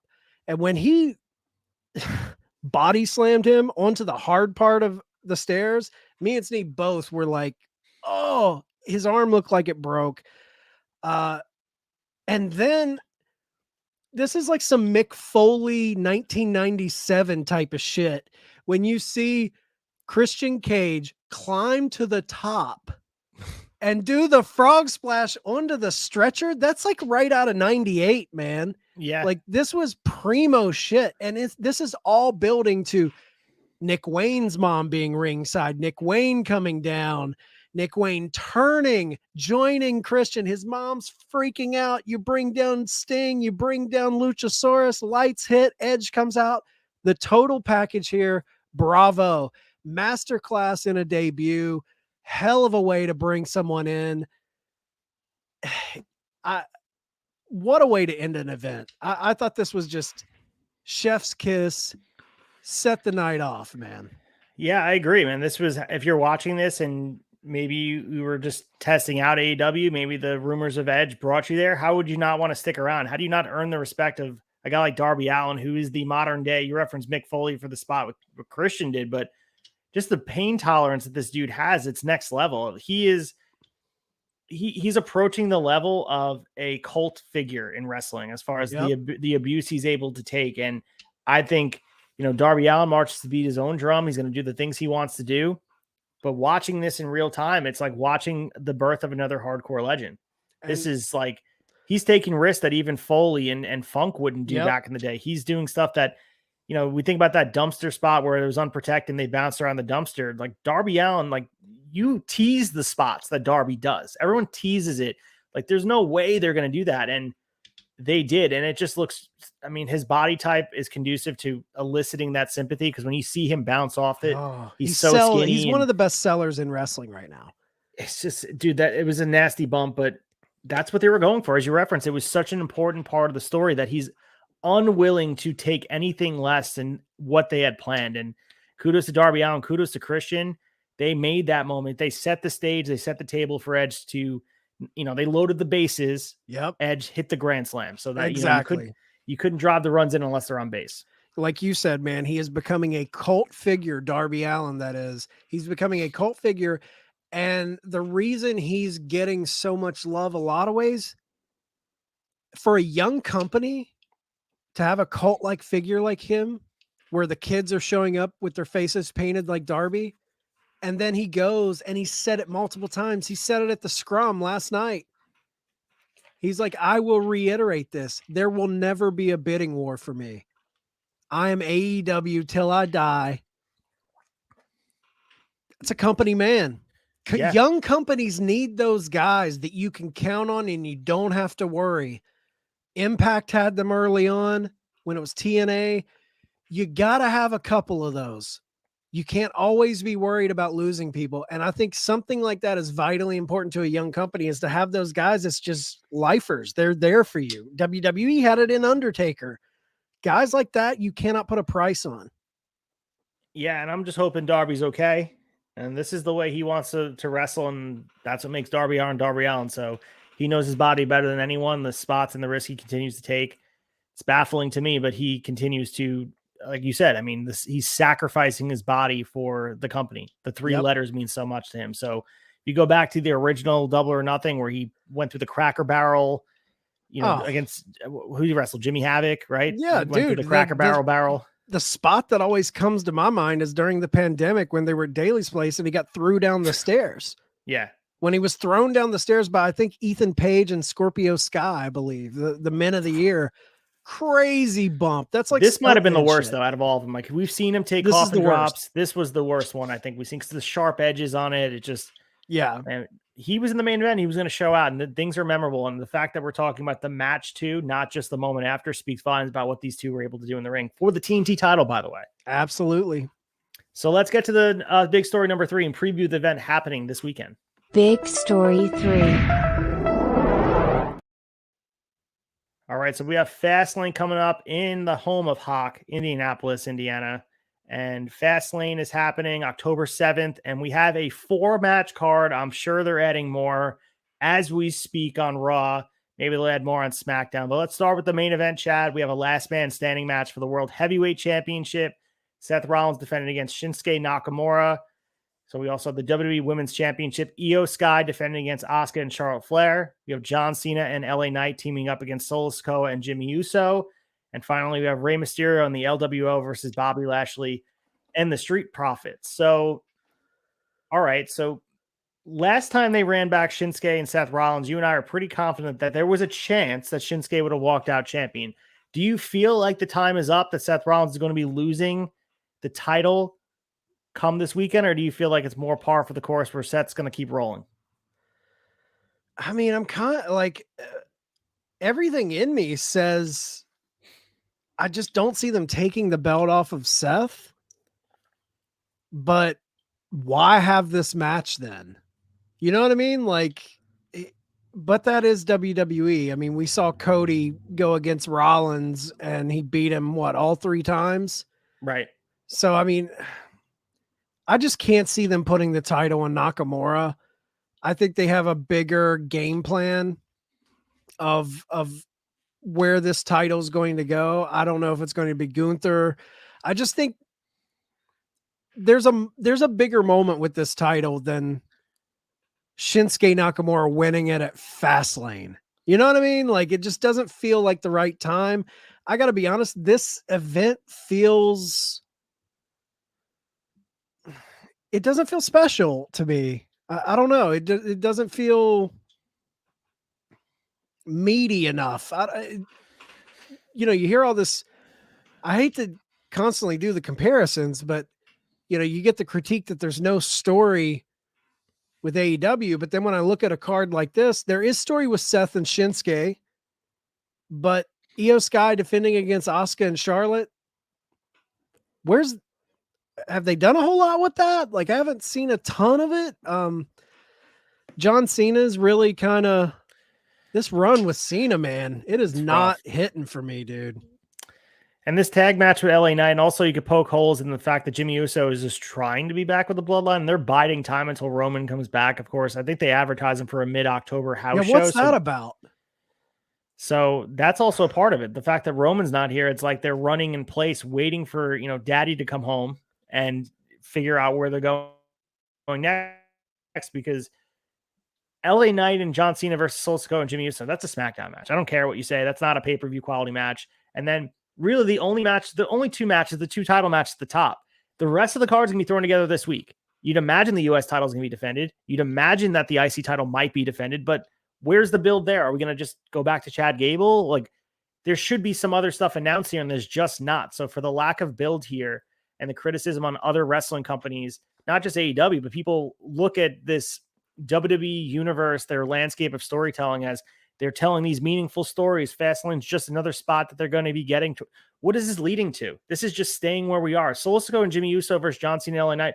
What does that accomplish to me? And what could you even do with that? The only thing that accomplishes to me, and I don't even know how much of a rub it is at this point, just because the way he's been depicted, is LA Knight kind of getting that Cena rub. Like, he's with Cena, so it's like, oh, now we kind of view him. I could see a little bit of that, but this Cena version, man, the mid 40s guy dressing how he dresses, it's Poochie the dog level in The Simpsons. dude. I hate the word cringy, but John Cena is the definition of cringe right now. It's like old man go home. Like, people want to talk about Edge, like, I'm all for Cena being back, but treat him like he is a legit dude. Like, you trot him out like he's a novelty act. Cena is he is your quote unquote GOAT. Michael Cole's always quick to call him the GOAT. The GOAT has arrived.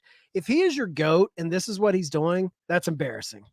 Like, he should be in a legit storyline. And the Jimmy Uso stuff, man, I feel like everyone's kind of letting this slide. I'm not letting this slide. It's not working. It's the most flip-floppy bullshit. Like you said, biding time until daddy's home. Why is he back there? Why is Solo, who they've deemed this killer? I love Solo Sikoa. Why is he putting up with this? Why is Paul Heyman allowing him to be there? Didn't he walk out on the company? Didn't he attack the tribal chief? Right. Like, how is this even being allowed to happen? And don't tell me it's because Roman isn't there. So Heyman and Solo's just going to go along with the charade. It does not make sense from a storyline perspective of what they've done. And things like this, you can say, oh, they'll avert course, they'll rewrite it. When Roman's back, it'll all come back together. I think things like the detours like this hurt the overall story. It's the same thing in AEW when Jungle Boy and Luchasaurus, and they were doing the big turn, and they had Luchasaurus turn and then come back and then turn again. It ruined it. It took life out of that initial Christian Cage Jungle Boy storyline. And yeah, they averted course and they got back on track, but there's that blemish. And I feel like the way they're handling Jimmy Uso is a blemish in the Bloodline storyline. Now, look, Bloodline's been killing it.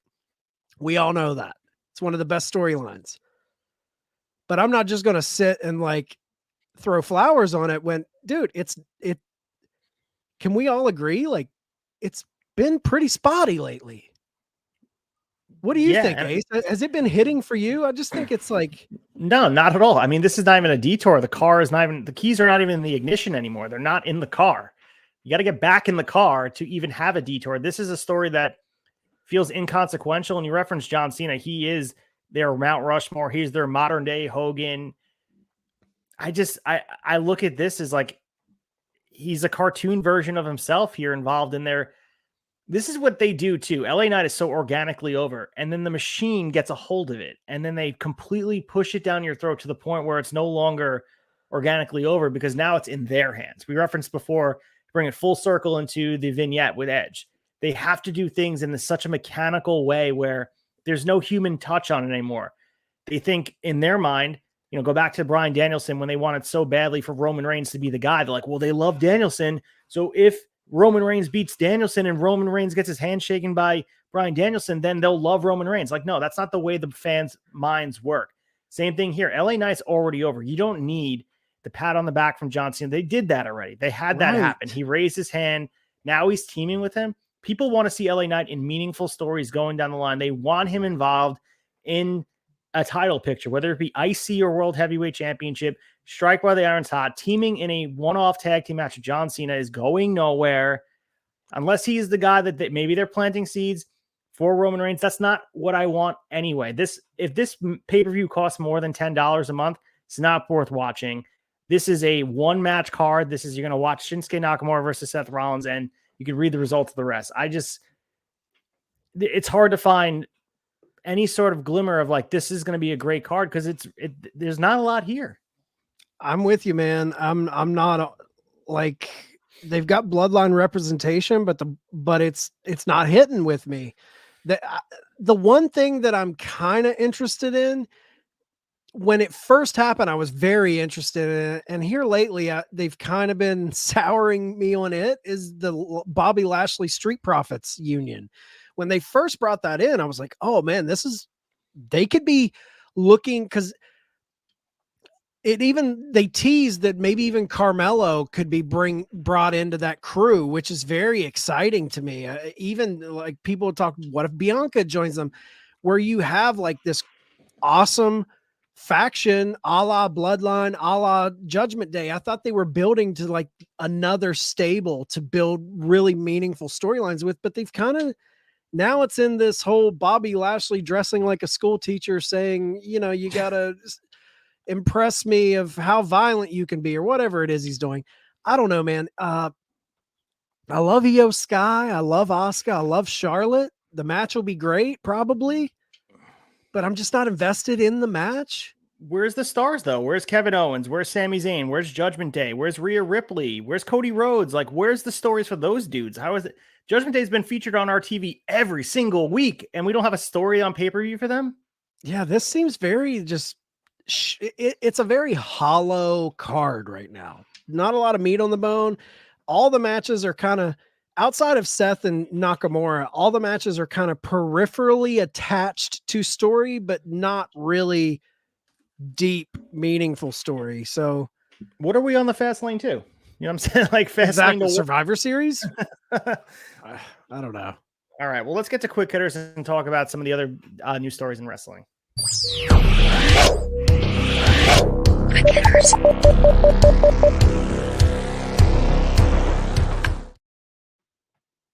All right, on our normal week where we didn't have, two huge stories coming out of the WrestleDream event, we have the NXT No Mercy Fallout here. And this was a decent watch. If you guys did check it out, in a lot of ways, they had a lot of good build. NXT continues to have some momentum. I'll read the results here. I'll ask for your thoughts. We'll talk pretty much about the two main events, but we had Baron Corbin defeating Braun Breaker. Trick Williams defeated Dominic Mysterio to win the NXT North American Championship. Tony D'Angelo and Shannon Lorenzo defeated Lucian Price and Bronco Nima, the Creed brothers, and Angel Garza and Humberto Carrillo to retain the NXT Tag Team Championship. We had the British Round Rules match for the NXT Heritage Cup. Noam Dar defeated Butch in approximately 19 minutes. It was a crap finish, but an actual great match. Then we had Dragunov defeating Carmelo Hayes to win the NXT Championship in another great match. The crowd was very into this.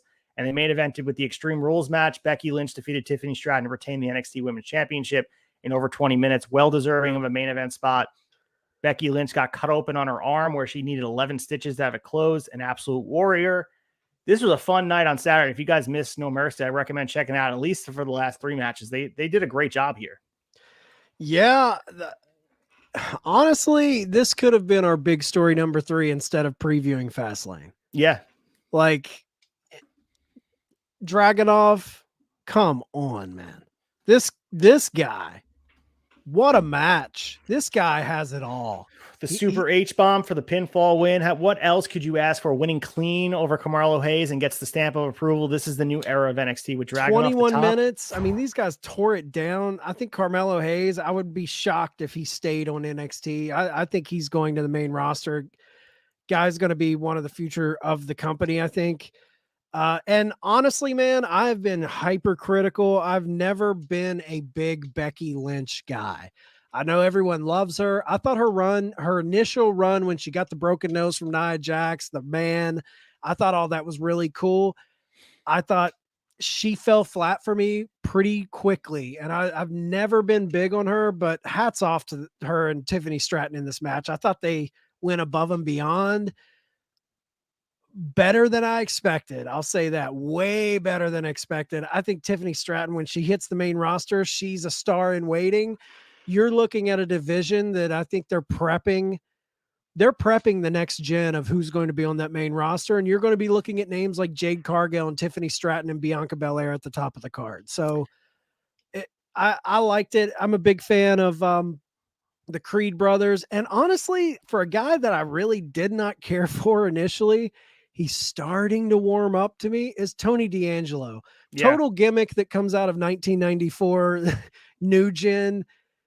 But it goes to show you, if you give them time, they'll find it. They'll find that voice and they'll start to make it work. And I think Tony D'Angelo's finding himself, and he's impressing me. Yeah, you referenced Tiffany Stratton impressing. I thought she was the more impressive of the two. I thought Becky Lynch did a great job, but for Tiffany Stratton being the younger wrestler here, she carried the match, in my opinion. Killed it. it's high praise for her. And this was the second time that they both wrestled on WWE programming. So if you guys remember, Becky won the first match to win the NXT Women's Championship on September 12th, the NXT title about a month ago at this point. And they've wrestled 5 times on the live events leading up to last night's show or the Saturday night show. So I think really, if you look at it, they've had some experience, limited program. So the fact that they went out there and showed out to the level they did, especially with Becky having that laceration on her arm that needed 11 stitches to be, and you look at the picture of it on social media, it was pretty nasty. So the fact that she was able to wrestle with that seemed like it happened pretty early on, and the match went 20 minutes.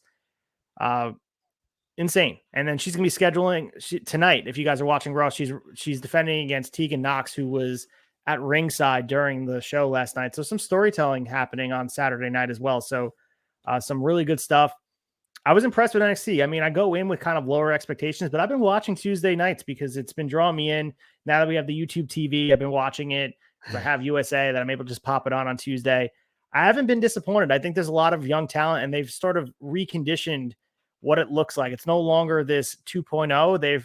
It's not black and gold, but it's definitely a different version of NXT that's going to definitely have talent main roster ready in a short period of time. It's not black and gold. It's not those prime time 2016, 17, 18 days, but it has drastically improved from when they first did this brand change. Like the NXT, when it went, we call it the Nickelodeon NXT. Yeah. When it went to that, those early shows were pretty rough, man. There was a lot of green talent. There was a lot of people that did not fit 8 p.m. live pro wrestling. The show was kind of all over the place. They were trying to cram so many people in, and I think they found themselves. I think they've locked in on some of this young talent. It's a far cry from what it was. Still not hitting for me all the way, but it's becoming that place that I used to watch on Hulu and the network. When you're really scouting out the future of the main roster, it's getting that vibe again, where when it first relaunched, I felt like they were just pointing cameras in the PC, like, whoa, we shouldn't be seeing this, but I'm all in on NXT. I think they're killing it right now. Absolutely. And moving on here with the news, we have AEW Dynamite returning to a Tuesday night slot, October 10th. So not this Wednesday, but next Wednesday. It's going to be taking place in Independence, Missouri for what they're deeming Title Tuesday. It's also Tony Khan's birthday, so wish the man a happy birthday. And this is because they're preempted for Major League Baseball. I believe the divisional round is starting up. So Tuesday night we'll have wrestling. So if you're looking for Wednesday on TBS, you won't find it. So make sure you guys are Edge's first match in AEW will against be that Luchasaurus, night. Right? Yep. We also have Bryan Danielson. He was on a podcast for PW Insider. He was discussing the possibility of entering a future G1 Climax tournament. He noted that being in the G1 has been a goal of his for a long time. We've been discussing it on this show. Like, it would be amazing to see. And he did have a quote here that was a little disappointing for those looking forward to hearing him say yes. He said, sometimes I have delusions of doing the G1, but I think that's what they are. I think they're delusions. That's something I've always wanted to do forever and ever and ever.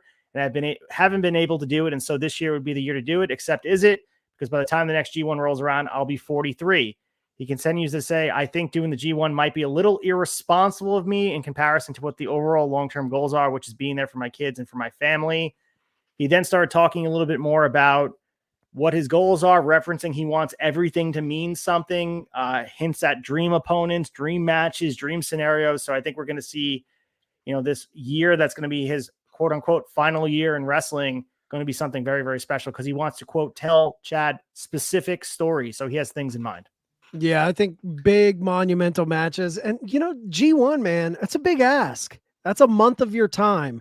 Not only like the toll it takes on your body, and we've seen Danielson take some injuries, that's one thing, but it's also, like he mentioned, his kids flying over there, being away from your family for a month. Sure, you could bring your family with you, but man, your family, it's one thing if you're there for a week, but to have 2 young children in Tokyo or in Japan for a month, that's a tall order. So I would have been shocked if he ever got able to do G1, but we never got Sting and Undertaker either. Some things are, just dreams that never turn into reality. So speaking of something that will be a reality, we're going to get Impact Wrestling announcing a celebration of Lucha Libre for the night after Bound for Glory. So from Chicago Cicero Stadium on Sunday, October 22nd, will honor, quote, the tradition and legacy of the high-flying style professional wrestling that originated in Mexico. We're going to get Conan and my good friend Juventud Guerrero on hand for the event. We're going to get Samurai del Sol, Laredo Kid, Black Taurus. This will be their tapings following Bound for Glory. They do these bulk tapings, so we'll get 2 weeks of TV. You guys can get more information about Impact Wrestling, covering everything we're talking about. Of course, the build to Bound for Glory. We're going to preview that card coming up, and it will definitely be one of our big stories in the fallout of that because we got 4 matches on deck for you guys that you're not going to miss. Alex Shelley defending against Josh Alexander, the Impact World Championship. Trinity and Mickey James for the Knockout Championship. 2 dream matches, Will Ospreay versus Mike Bailey, and then we got Kenta versus Chris Sabin. Didn't say if it's for the X Division Championship, but either way, these two dudes are going to rip it up in Chicago. Yeah, it's going to be a barn burner. So if you guys are in Chicago, by the way, they're doing for ticket. If you buy tickets to the tapings, you get to go to this Lucha Fiesta. They're going to get treated to a traditional fiesta feast with homemade tacos, Q&A, and photo ops for the event. And you get to meet stars, eat tacos, and hang out. So if you're in Chicago, check it out. It will lure you in, and I'm sure that the taping is going to be amazing. So Impact doesn't disappoint. Check us out. Brace for Impact every Thursday night following all the TV on Access. But we also have Eddie Kingston signing a 4-year deal with AEW. So he was interviewed by ad-free shows recently, revealed that he and AEW had reached an agreement. They'll keep him in the company for 4 more years. And he had a quote here: if you notice, you haven't heard anything about me and my contracts because I did my shit on the low. My thing was coming up. I got 4 more years, so I'm straight. No one needs to know how much. No one needs to know how long. I got my shit, and I'm going to be there for a minute because there's nowhere else I want to be. So Kingston is going to be here. By the way, he said no one needs to know how long. By the way, it's 4 more years. But right. But we're going to get Eddie Kingston slowing down on the independent dates. It seems like he's really emphasizing AEW television. He's being featured, of course. ROH is the world champion. He's the strong openweight champion. So Eddie Kingston, well-deserved, 41 years old. This is a guy who continues to churn out some of the best work of his career on a really big stage. It's awesome. And honestly, one of probably the most fan favorite AEW wrestlers there is. And I'm so happy for this dude because I remember when he came out on that open challenge against Cody Rhodes, he cut that barn burner promo on Cody and Arn Anderson. And then immediately after Dynamite went off the air that night in 2020, sign Eddie Kingston lit up social media. And to see him go from that moment to now signing a 4-year extension for a guy who's just been kind of a king of the indies, I love that for Eddie. What a fan favorite. Dude, absolutely. I love it so much. And we also, speaking of contracts and legends, and maybe someone coming to AEW because he definitely has a lot of friends on this side, Sami Callihan's departing Impact Wrestling. So this is a shocker to me. Yeah, I mean, we're talking about an embrace for Impact. I think it's one of those things. They're reassessing the alignment of what the roster looks like. And I think maybe Sami Callihan's role hasn't been as prominent as it was in the past. And I think the talent, they have a lot of people at the top of the card. And I think right now he's not cycled in. So maybe he wants to try looking elsewhere. I think he could be an asset wherever he goes. So yeah, I think, he finished up with Memphis this week. So they're saying he's a free agent. I know there were stories about Moxley telling Tony he wants him brought in as a producer of some sort. They're see. Tight, man. They were tag team partners on the indies. So I think he has a lot to give. And I think we talked about Darby being a company guy. No one has been a more company guy for Impact Wrestling in the last 5 years than Sami Callihan. He re-signed with the company, when he could have went other places. He also dropped the title to Tessa Blanchard in 2020. 100%. Who else would have done that as a main event world title? And people forget, dude, that storyline with Sami Callihan and Tessa Blanchard at the time was one of the hottest storylines in wrestling. Legit, it put Impact back on the map. It put Impact back to the point, global force, it put all of that shit behind us and was like, oh, damn, they're doing some really compelling stuff. So I'm shocked to see him go, but I think he'll end up back there at some point. I think he really respects the company, and it'll be interesting to see what he does, where he goes, who he works with, because he does have his Revolver, his indie promotion that puts on great shows. So we'll see what Sammy does. So we were talking about NXT before, and they updated us on what the women's breakout tournament will look like. So during the No Mercy event on Saturday, it was revealed that Jakara Jackson, Carmen Petrovic, Lola Vice, Jada Parker, Izzy Dame, Danny Palmer, Kalani Jordan, and Ariana Grace will take part in this year's tournament. and they're going to be starting as soon as this week. So this is the second year in a row that NXT is going to be holding a breakout tournament.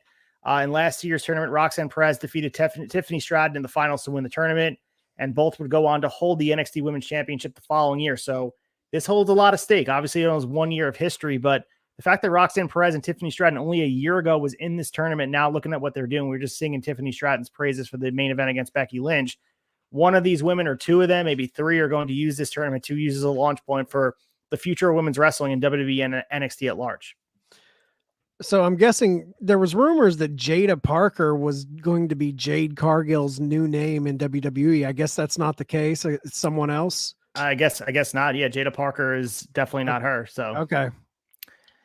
So we have Sheamus out of action with a serious shoulder injury. So on Wrestling Observer Radio, Dave Meltzer was talking about Sheamus, and Meltzer did confirm that he has a really bad shoulder injury.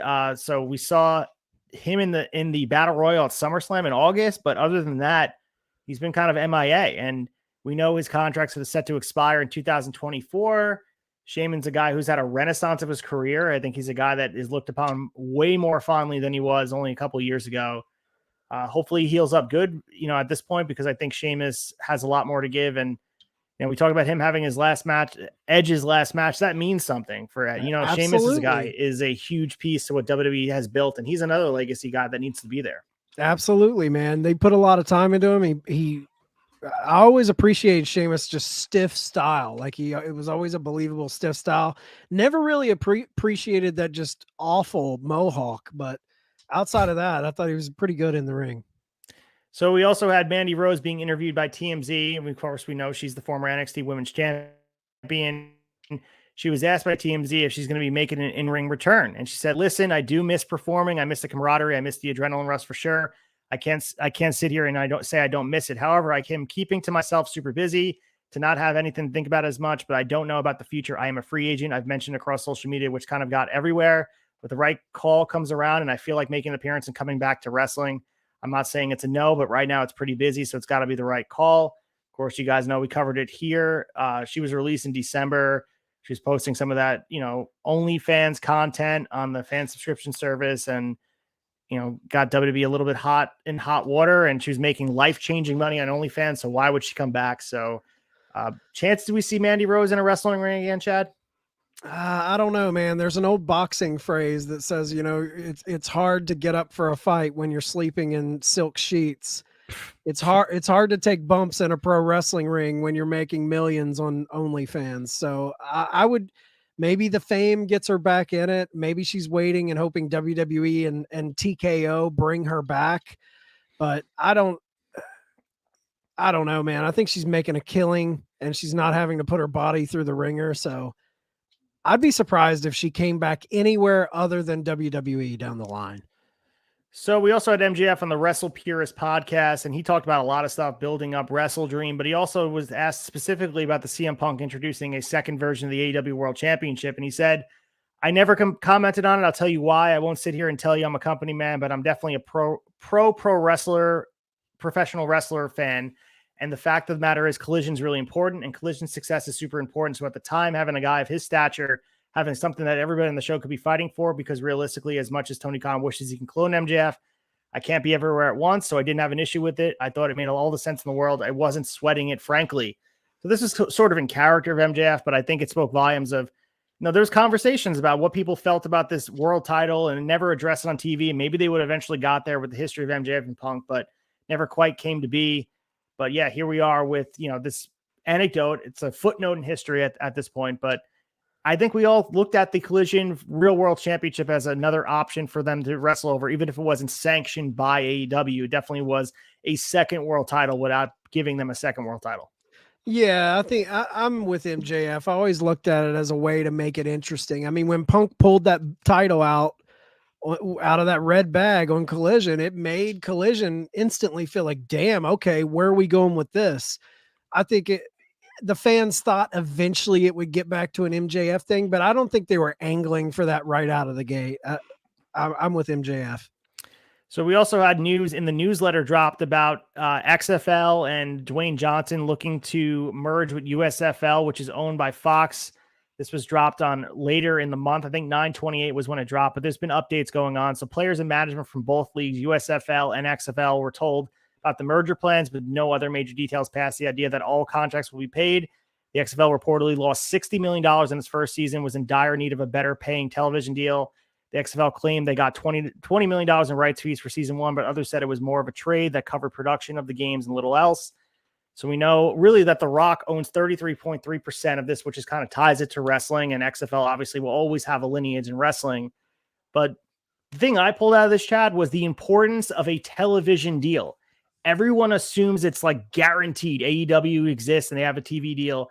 If they were in the same boat, not able to get the TV rights fought after from all these different companies, they could be sitting in the same boat, losing $60 million a year and then not able to pay their talent. So thank your good graces that we have a TV deal that is willing to take AEW on in a big form. Absolutely, man. Nothing's guaranteed in television, especially now. You know, like I think wrestling definitely has a little bit of leverage because they're live sports, and that's really the final frontier of cable right now that brings in viewers. So they have a little bit of leverage, but you know, people struggle, man. There's a lot of companies out there that would love to be on TNT. Impact Wrestling would love to have a better deal. It's not as easy as what, you know, like you said, nothing's guaranteed in pro wrestling and television.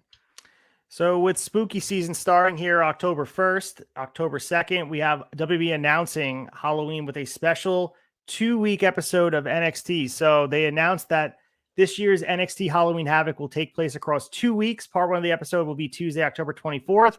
And then you guessed it, night two will take place Halloween night, October 31st.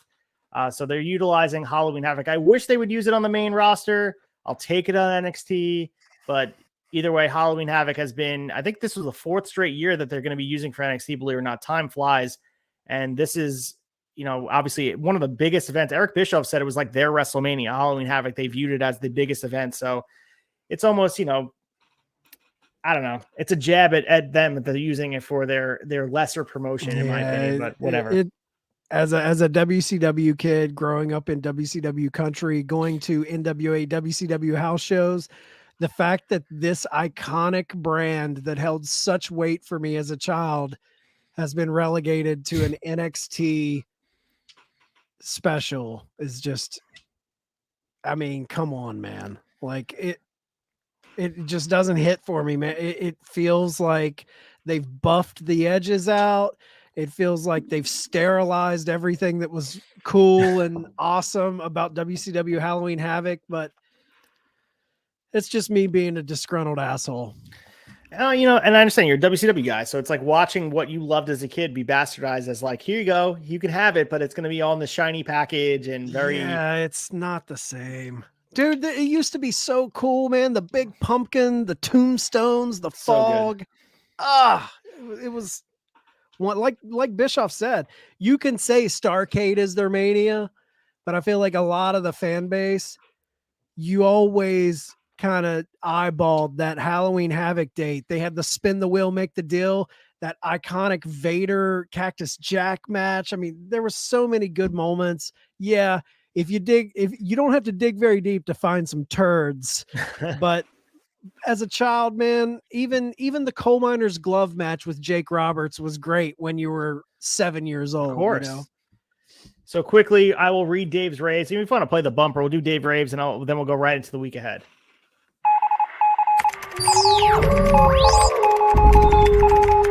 Dave raves. So Dave Meltzer dropped his newsletter. Great read. He talked about, you know, Terry Funk again. He actually dropped a lot of information in there about other things going on, like the merger and all that stuff happening with USFL and XFL. But his match of the week was Will Ospreay versus Yota Tsuji, September 24th, New Japan Destruction in Kobe. Main story here is Will Ospreay continues his amazing run in history with classic matches since June. So he's wrestled the likes of Kenny Omega, Okada, El Phantasmo, Shingo Takagi, Chris Jericho, Marufuji, Tsuji. I mean, this dude is all over the place doing stuff in New Japan Pro Wrestling and otherwise, just absolutely crushing. He's the greatest wrestler in the world right now, and that he is the performer of the week. He did retain the UK title over Yota Tsuji in 27 minutes and 51 seconds. Just beautiful, beautiful, beautiful match. Meltzer gave it 5 stars, but if you watch it yourself, you guys can just see Like we were referencing, New Japan Pro Wrestling needs a young star. Suji's that guy. They haven't pulled the trigger yet, but I think Suji's going to be the guy who to take. They got to pull the trigger quick, man. They got to. So this match, and they also have set up Ospreay versus Zack Sabre Jr., which Zack Sabre Jr. is busy working with Bryan Danielson, but he's also setting up to wrestle Zack Sabre Jr. and Will Ospreay are going to be wrestling coming up in a week or so. So I think October 16th, no, October 14th, they're going to be wrestling in London at the Copper Box Arena. So, no rest for the weary for Zack Sabre Jr. or Will Ospreay. Yeah, he's tearing it up. Let's get to the week ahead and preview everything going on in pro wrestling. The week ahead.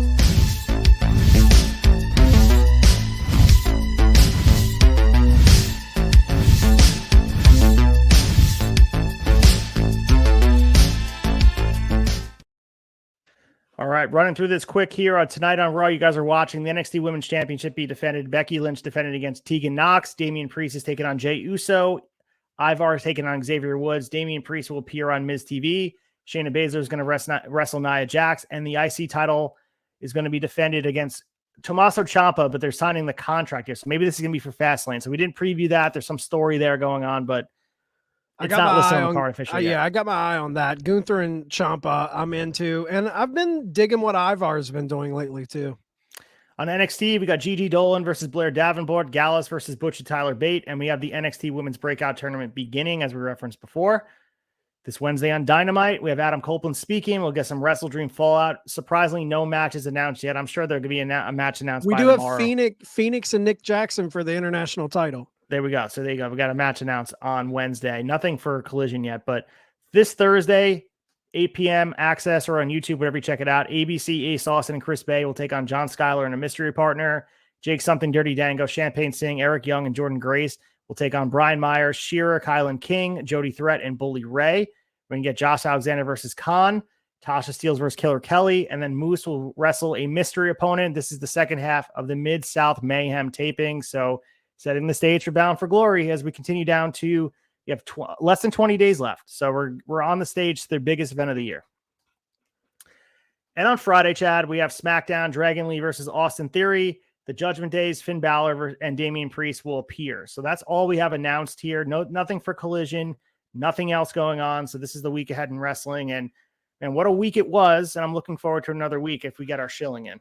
Yeah, man, it's heating up. You got Jade coming to WWE. You got Adam Copeland. Things are getting exciting. You got Bound for Glory on the horizon. You got NXT heating up with a new champion. A lot of fun stuff. As far as the shilling on my end, just go to theturnbuckletavern.com. Everything, Apple, Spotify, YouTube, especially. We have shows almost every day of the week. Something for everyone. Go check us out. Make sure you guys check out Shot Nostalgia on Fridays. We continue our drive through Saturday night's main event. And also, don't forget, we're going to be covering all things Impact Wrestling Thursdays at 10:10. Make sure you guys go to Turnbuckle Tavern, support it. Go to RemarkableWrestling.com, pick up tickets for the Halloween show we have coming up at the Remarkable Wrestling School. Only 80 tickets available, so if you want a seat, get it now. Yeah, go do that, guys. Support independent wrestling. It's one of the most, it's the lifeblood of what we watch week to week. You know, without that, you have nothing. Just reiterating, theturnbuckletavern.com, guys. We love all of the support. The most important thing you can do, even beyond subscribing and leaving a review, tell your friends.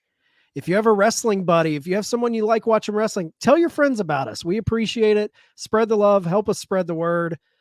And until next Monday, when we wine and dine with you kings and queens, stay out of the alley and away from the pork and beans. God luck and good speed. Reach for the sky, boy.